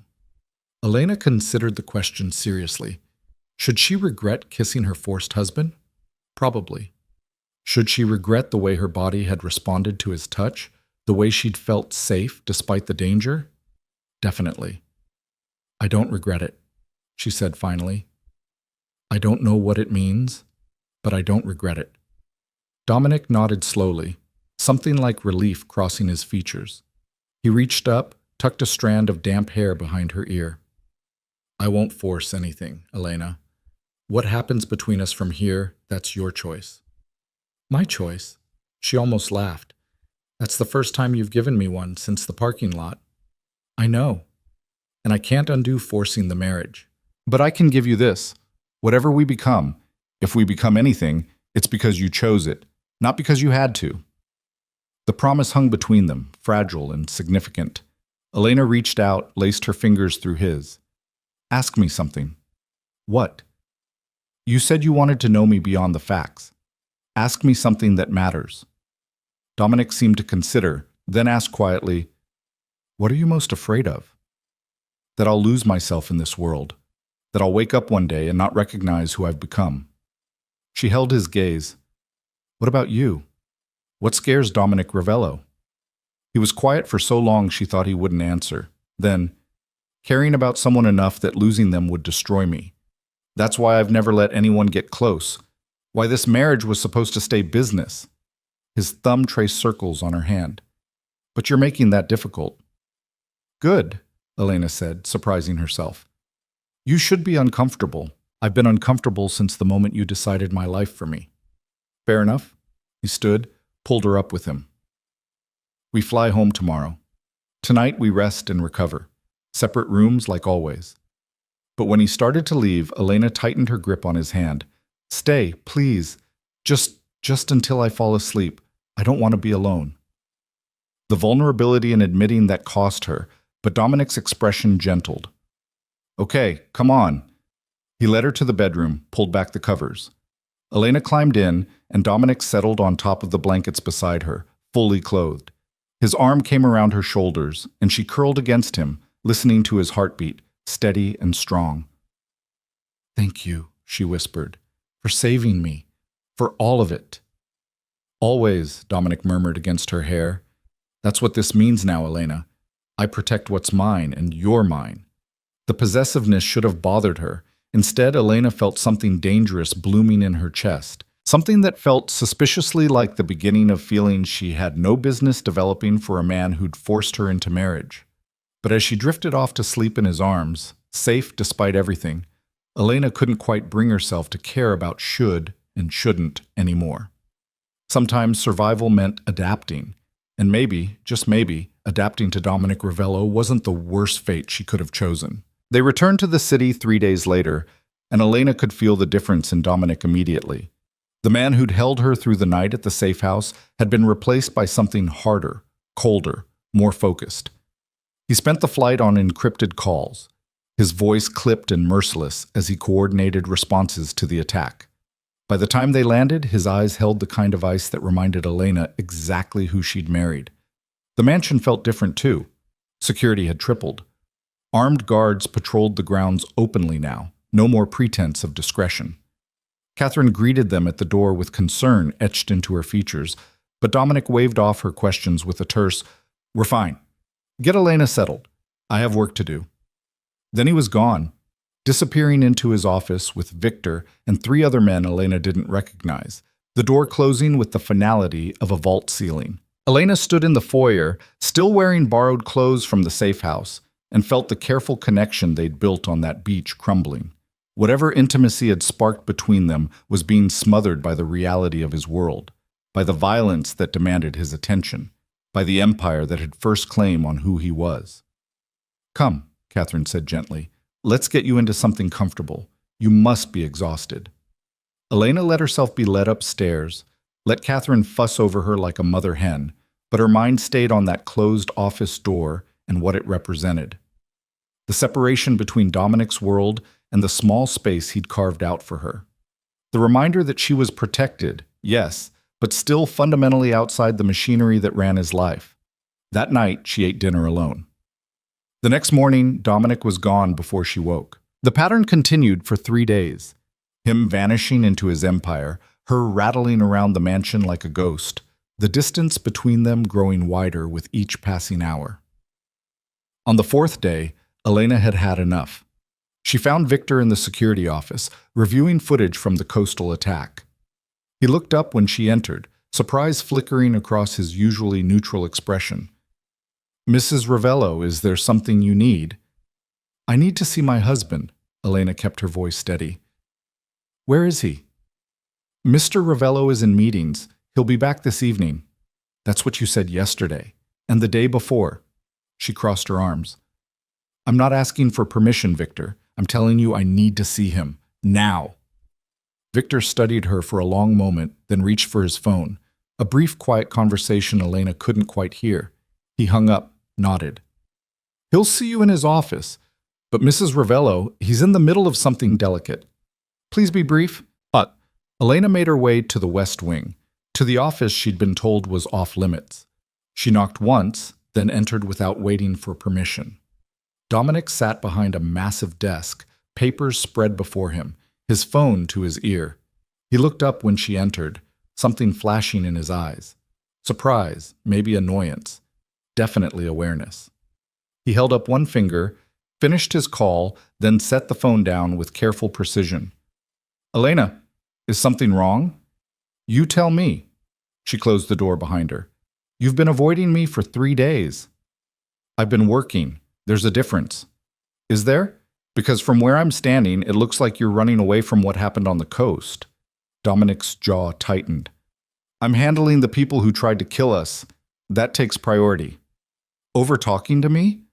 Over acknowledging that something changed between us?" Elena moved closer to his desk. "We spent a night on a beach barely clothed, Dominic. You kissed me. You held me. You said I was yours, and now you're pretending none of that happened." "I'm not pretending anything." He stood, came around the desk. "I'm dealing with the consequences of my enemies finding out about our marriage. 4 people are dead because I got careless, because I let my guard down. That can't happen again. So you're shutting me out. I'm protecting you. By pushing me away? By going back to treating this like a business arrangement?" Elena's voice rose despite her attempt at control. "I thought we were past that." "We can't be past it." Dominic's voice was hard. "What happened on the coast? That was adrenaline and survival instinct. It doesn't change what this marriage is." The words hit like a slap. Elena felt something inside her crack, the fragile hope she'd been nurturing since that kiss shattering. "You don't mean that." "Don't I?" His expression was unreadable. "You want to know what I've been doing for 3 days? I've been cleaning up the mess from taking my eye off the ball. I've been identifying which of my associates knew about the honeymoon and leaked the information. I've been making examples of people so the rest of the city understands that coming after you means death." He paused. "That's who I am, Elena. That's what this world requires. And getting emotionally involved with you makes me weak, makes you vulnerable, and puts everything I've built at risk. So that's it? You're just going to pretend nothing happened? I'm going to keep you safe. That's what I promised, and that's what I'll do. But this fantasy you're building, that we can be something normal, something real, it's dangerous for both of us." Elena stared at him, seeing the walls rebuilding in real time, the vulnerability he'd shown her being locked away behind ice and strategy. "You're a coward." Dominic's eyes flashed. "Excuse me? You heard me. You heard. You're terrified of caring about someone, so you're sabotaging this before it can become real. You'd rather be alone and safe than risk actually feeling something." She stepped closer, refusing to be intimidated. I get it. Your world is violent and unpredictable, and caring about people makes you vulnerable. But pushing me away doesn't make you stronger, Dominic. It just makes you alone. Alone keeps me alive. Does it? Or does it just keep you from living? Elena's voice broke slightly. I didn't ask for this marriage. You forced it on me. But I've been trying to make it work, trying to understand you, trying to see past the monster to the man underneath. And the moment I start to succeed, you run. I'm not running. Yes, you are. You're hiding behind work and violence and this idea that caring about me is a weakness. But you know what? I think you're already past that. I think you already care, and it terrifies you.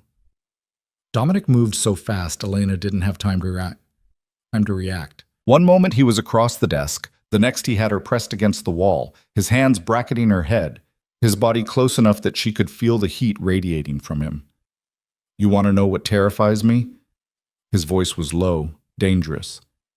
The fact that when those bullets started flying, my first thought wasn't strategy or survival. It was getting you to safety. The fact that I would have died to protect you without a second thought. The fact that in 3 weeks you've become more important to me than people I've known for years. His forehead dropped to hers. You're right. I am terrified. Because caring about you gives my enemies leverage, and I won't let you become a weapon they can use against me. Elena's breath caught. So what do we do? I don't know. The admission seemed to cost him. I've never done this before. Never let anyone get close enough to matter. Then we figure it out together. She reached up, cupped his face. But we do it honestly. No more running, no more pretending this is just business. Dominic closed his eyes, leaning into her touch. If we do this, it changes everything. You stop being just a legal shield and become my actual weakness. Every enemy I have will see you as a target.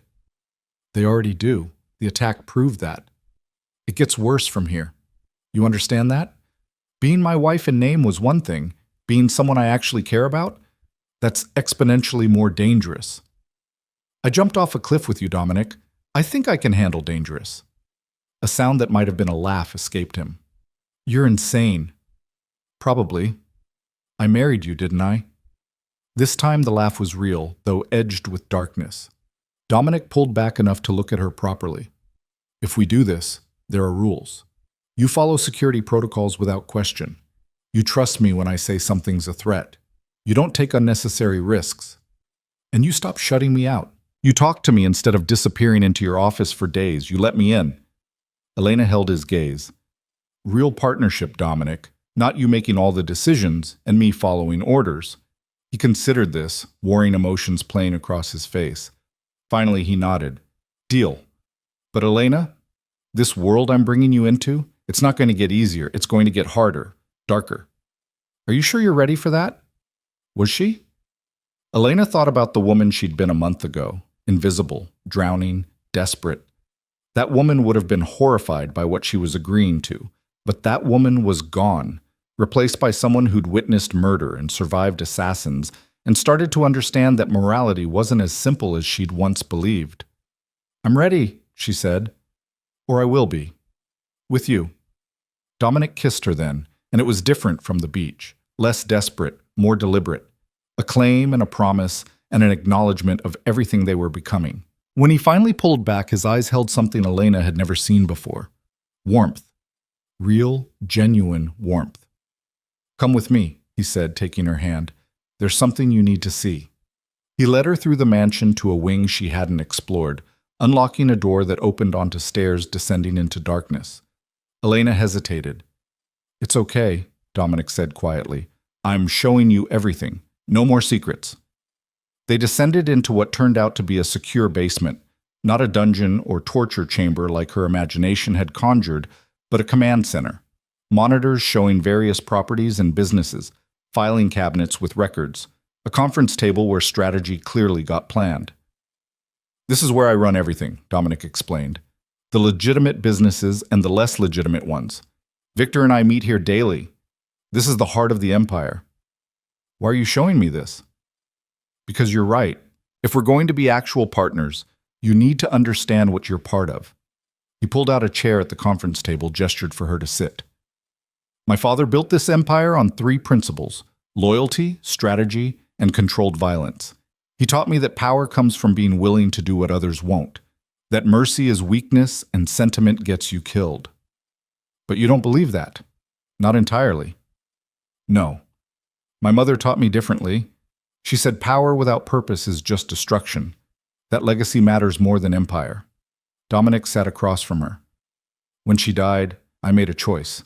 I'd maintain my father's empire because that's what keeps our people safe and employed. But I'd also build something else, something that might balance the scales. The foundations, the charter schools, among other things. Community centers in neighborhoods my father used to just exploit. Scholarships for kids who'd otherwise end up in gangs. Rehabilitation programs for addicts instead of just pushing product. He met her eyes. It doesn't erase the damage, but it's something. Elena processed this, the complexity of the man before her becoming clearer. You're trying to redeem yourself. I'm trying to be less of a monster than I could be. There's a difference. He reached across the table, took her hand. But here's what you need to understand. The violence is real. The empire is built on things that would horrify you. I've done terrible things, Elena. I'll continue doing them. Because the moment I show weakness, the moment I lose control, everything collapses. My people lose their livelihoods. The communities that depend on my foundation work lose support. And my enemies move in to fill the vacuum with people far worse than me. So you're a necessary evil. I'm an evil that's trying to be less evil while maintaining enough evil to survive. It's a precarious balance. His thumb traced circles on her hand. And now you're part of that balance, which means you'll see things that will challenge everything you believe about right and wrong. Can you handle that? Elena thought about her father, about the promise to create beauty in the world, about teaching art to kids who needed hope, about all the simple, clear morality she'd been raised with. Then she thought about the reality she'd learned since that survival sometimes meant compromise, that protection sometimes required violence, that the world wasn't as black and white as she'd wanted to believe. I don't know, she admitted, but I want to try. With you. Dominic studied her for a long moment, then nodded. Okay. Then, starting tomorrow, you sit in on my morning briefings. You learn how decisions get made, what factors we consider. You understand the whole picture before judging any part of it. You're serious. You wanted partnership. This is what it looks like. He stood, pulled her up with him. But Elena, once you see everything, you can't unsee it. You'll be complicit. You understand that? She did. This was her line in the sand. Cross it, and she became part of his world completely. Stay on this side and they'd never be equals, never be real partners. Elena took a breath, then stepped forward. Show me everything. The next morning, Elena sat in the command center conference room with Dominic, Victor, and 3 other men who managed different aspects of the empire. They reviewed shipment schedules for legitimate businesses and illegal ones, discussed which politicians needed additional encouragement to support favorable legislation, analyzed threats from rival organizations and planned responses. Elena listened, horrified and fascinated in equal measure. The casual way they discussed bribes and violence, the strategic calculations that treated human lives as chess pieces, the absolute ruthlessness with which they protected their territory. But she also saw the other side, the discussion about increasing wages for dock workers to prevent union unrest, the decision to fund a new community health clinic in an underserved neighborhood, the careful balance between profit and maintaining enough goodwill that communities didn't rebel. What do you think? Dominic asked after the meeting ended and they were alone. I think it's more complicated than I imagined. Elena's head was spinning. You're essentially running a small government, making decisions that affect thousands of people. Tens of thousands, if you count all the businesses and dependents. He poured her coffee from the carafe on the table. The responsibility is why I can't afford to be weak. Too many people counting on me to maintain the structure. But the violence is unfortunate but necessary. The Marchetti family, the one that lost Sophia. They're trying to move in on our dock operations. If I let them, I lose revenue, and my dock workers lose jobs. The legal businesses that depend on port access suffer. So I push back. Sometimes that means violence. He set the coffee in front of her. I'm not asking you to approve, just to understand the context. Elena sipped the coffee, thinking, the man in the parking lot, Marcus. What had he done? Embezzled $2 million over 3 years, money that was supposed to fund pension programs for our legitimate employees. When he got caught, he tried to run instead of making it right. Dominic's voice was matter of fact. I gave him multiple chances to repay. He chose to keep stealing. The execution sent a message. Steal from your own people, and there are consequences. You couldn't have just fired him? Prosecuted him legally? And explain to prosecutors where that $2 million was supposed to go? What those pension programs were for? Some questions invite scrutiny I can't afford. He paused. I'm not saying it was right, Elena. I'm saying it was necessary within the constraints I operate under. The moral gymnastics made her head hurt, but she was beginning to understand the impossible position Dominic occupied, trying to maintain an illegal empire while minimizing harm, trying to build something positive while protecting something dark. I need time to process this, she said finally. Take all the time you need, but while you're processing, he handed her a folder. I need you to look at this. It's a proposal for a new arts education program, fully funded scholarships for underprivileged kids. I thought maybe you'd want to help design the curriculum. Elena opened the folder, scanned the proposal. It was comprehensive, well-funded, targeting exactly the kind of students who needed it most. This is what you've been working on? Among other things, you said teaching mattered to you. This is a way to do it without the security concerns of a public school. He watched her face.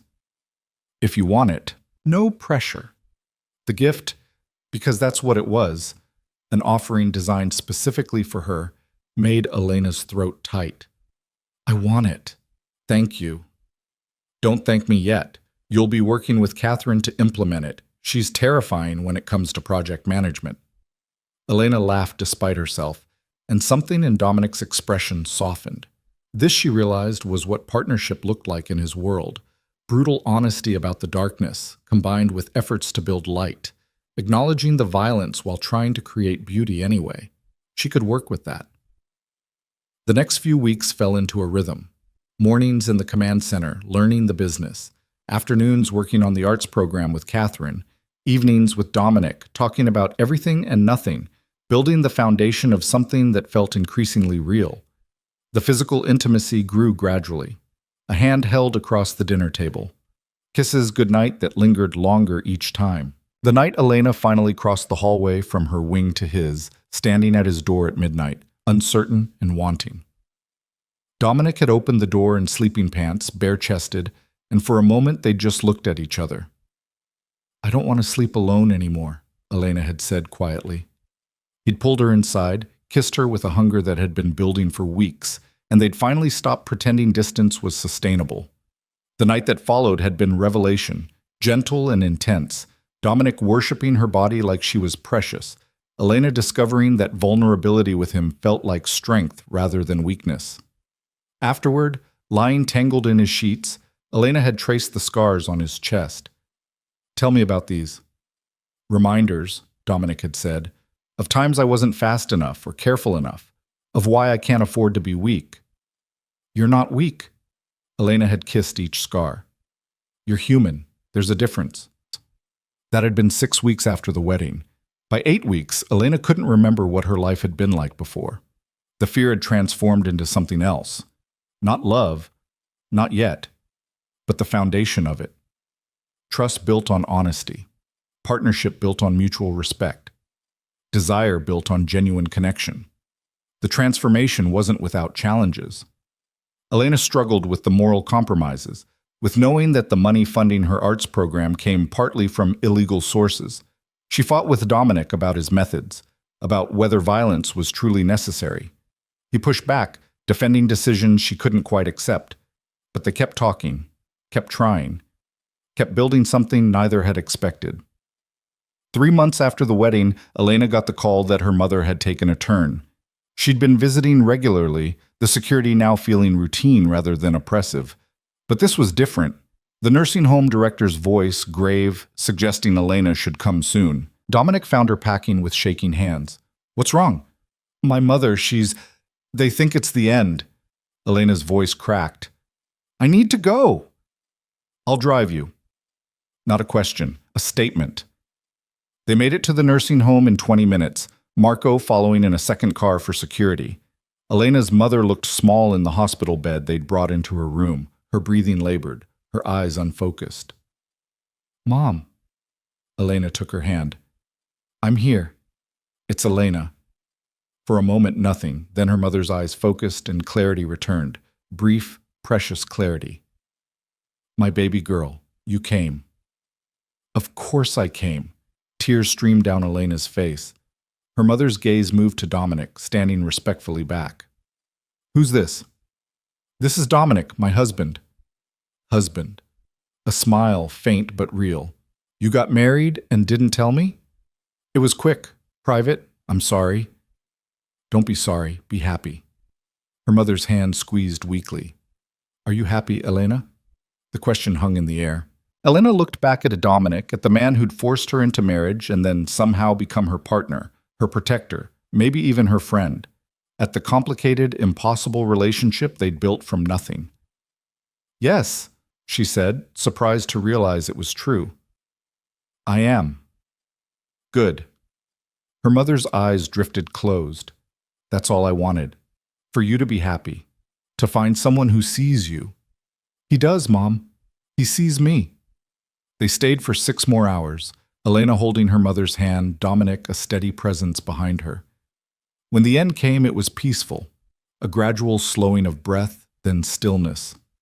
Elena sobbed into Dominic's chest in the hallway afterward, and he held her without speaking, just solid and there and exactly what she needed. No platitudes, no empty comfort, just presence. Thank you, she whispered eventually, for coming with me. Where else would I be? He kissed her forehead. You're my wife, Elena. The real kind now. That means I'm here for all of it. The funeral was small. A handful of her mother's former colleagues, some nurses from the home, Catherine and Victor representing Dominic's household. Dominic stood beside Elena throughout, his hand on her back, steady and grounding. Afterward, back at the mansion, Elena felt hollowed out. The last tie to her old life was gone. She was fully in Dominic's world now, no family to anchor her to who she'd been. Come with me, Dominic said that evening. He led her to the sunroom, the one his mother had designed. But it looked different. New plants had been added, arranged around a small corner that had been set up like an art studio. Easel, paints, canvases, everything she'd need to create. I thought you might need this, Dominic said quietly. A space to make beauty, like your father taught you. Elena stared at the studio, at this tangible proof that he'd been listening, that he understood what she needed. When did you do this? Been working on it for a few weeks. Wasn't sure when the right time was, but he shrugged. Seemed like now. She turned to him, this complicated man who'd destroyed her life and rebuilt it into something she'd never imagined. I love you. The words surprised them both. They hung in the air, shocking and true. Dominic's eyes widened. Elena, I know, it's insane. 3 months ago I hated you. But somewhere between surviving assassins and learning your empire and you building me an art studio? Her voice broke. I love you, Dominic. I don't know when it happened, but it's real. He crossed the distance between them in 2 strides, cupped her face in his hands. I love you too. Have for weeks. Was terrified to say it. Why? Because loving you makes you a target, makes me vulnerable, makes everything more complicated. Everything was already complicated. Fair point. He kissed her, soft and deep and full of promise. I love you, Elena Ravello, and I'm going to spend the rest of our lives keeping you safe and making you happy. In that order? She smiled through tears. Simultaneously, he rested his forehead against hers. You've changed everything, you know. Made me want to be better than I am. Made me believe I could be. You're already better than you think. I'm really not, but I'm trying. For you. They stood together in his mother's sunroom, surrounded by growing things and art supplies, and Elena felt something settle in her chest. Peace, maybe. Or purpose. The understanding that she'd found her place, unexpected as it was. The next morning, Elena woke to Dominic's phone ringing insistently. He grabbed it, listened, and his entire body went rigid. When? A pause. How many? Another pause. I'll be there in 20 minutes. He was out of bed, dressing quickly. Elena sat up, fear trickling down her spine. What's wrong? Betrayal.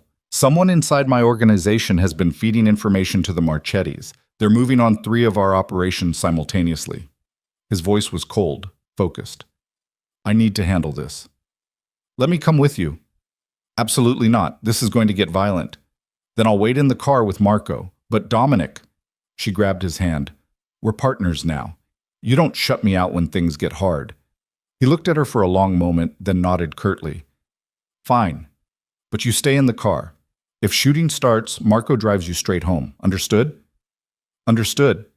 They drove to a warehouse in the industrial district, Victor meeting them with a grim expression. We've got him isolated inside. Thomas confirmed it. He's been on Marchetti's payroll for 6 months. Thomas! Dominic's jaw clenched. Thomas, who'd been with them for years, who'd managed security, who Elena had met her first week. Elena stayed in the car as promised, watching through tinted windows as Dominic and Victor entered the warehouse with 4 armed men. Marco kept the engine running, ready to flee if necessary. 20 minutes passed. 30. Then gunfire erupted inside the warehouse. Brief, sharp, then silence. Elena's heart hammered. Marco's hand moved to his weapon, but he didn't drive. Wait, he said quietly. Boss is fine. If he wasn't, they'd signal. 5 more minutes. Then Dominic emerged, blood on his shirt, his expression carved from stone. He climbed into the car and Marco drove without needing instruction. Are you hurt? Elena asked. Not my blood. His voice was flat. Thomas tried to shoot Victor. I handled it. Handled. Killed, he meant. Dominic had killed someone who'd betrayed them. Elena should have been horrified, should have felt sick. Instead, she felt only relief that he'd survived, that the threat was eliminated, that they were safe. When had she become someone for whom murder was an acceptable solution? Back at the mansion, Dominic showered while Elena waited in his room. When he emerged, he looked exhausted, older than his 34 years. I'm sorry you saw that, he said quietly. I didn't see it. I was in the car. You know what happened. That's close enough. He sat on the bed beside her. This is the reality, Elena. This is what protecting our empire looks like. If you can't handle it, stop. She took his hand. I can handle it. I don't like it. I wish there were better options, but I understand why it was necessary. And I'm not going anywhere. He pulled her close, held her like she might disappear. I don't deserve you. Probably not, but you've got me anyway. They stayed like that until his breathing evened out, until the tension left his shoulders. Then Elena pulled back enough to look at him. I want to do more, she said, with the foundation work. The arts program is great, but I want to expand it. Music, theater, creative writing. Give kids more options. Okay, work with Catherine, build a proposal. And I want to visit the community centers, see what else is needed. Maybe start a mentorship program connecting at-risk kids with business opportunities in your legitimate operations.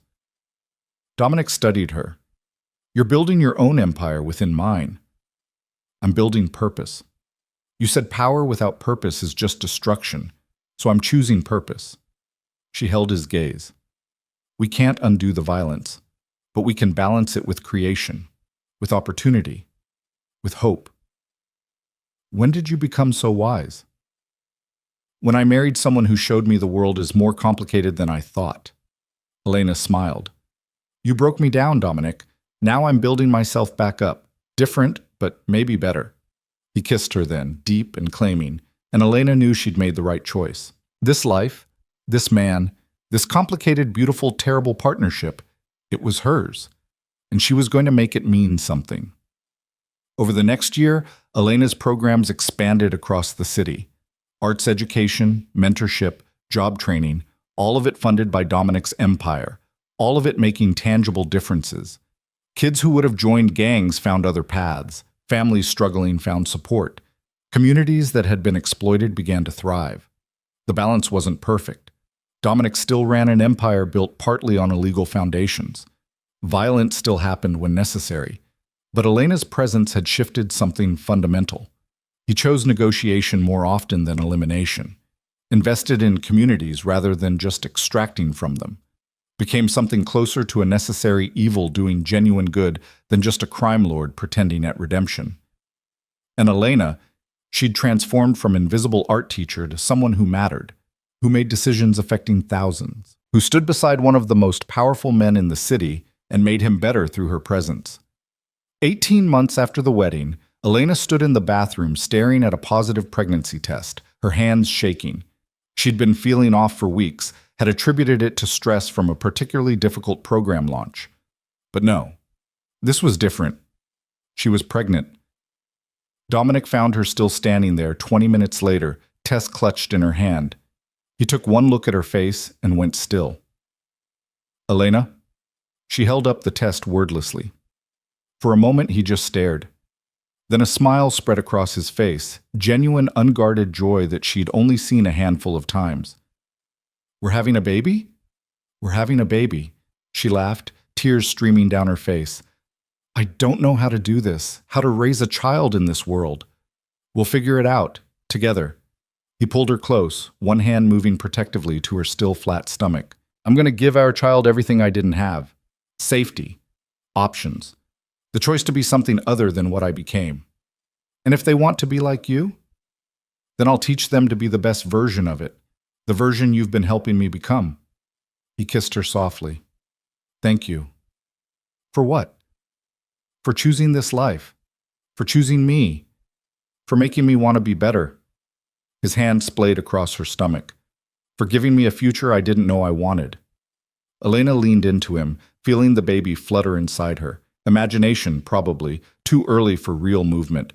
But the symbolism was clear. New life growing from impossible circumstances, hope emerging from darkness. I love you, she whispered. I love you too, both of you. Dominic held her as the sun set through the windows, painting their world in gold. Everything I am, everything I have, it's yours. Always. And standing there in the mansion that had once been a prison, in the arms of the man who'd once been her captor, Elena felt nothing but gratitude. For the choices that had led here. For the partnership they'd built. For the future stretching before them, complicated and dangerous and absolutely theirs. She'd been a witness who shouldn't have existed.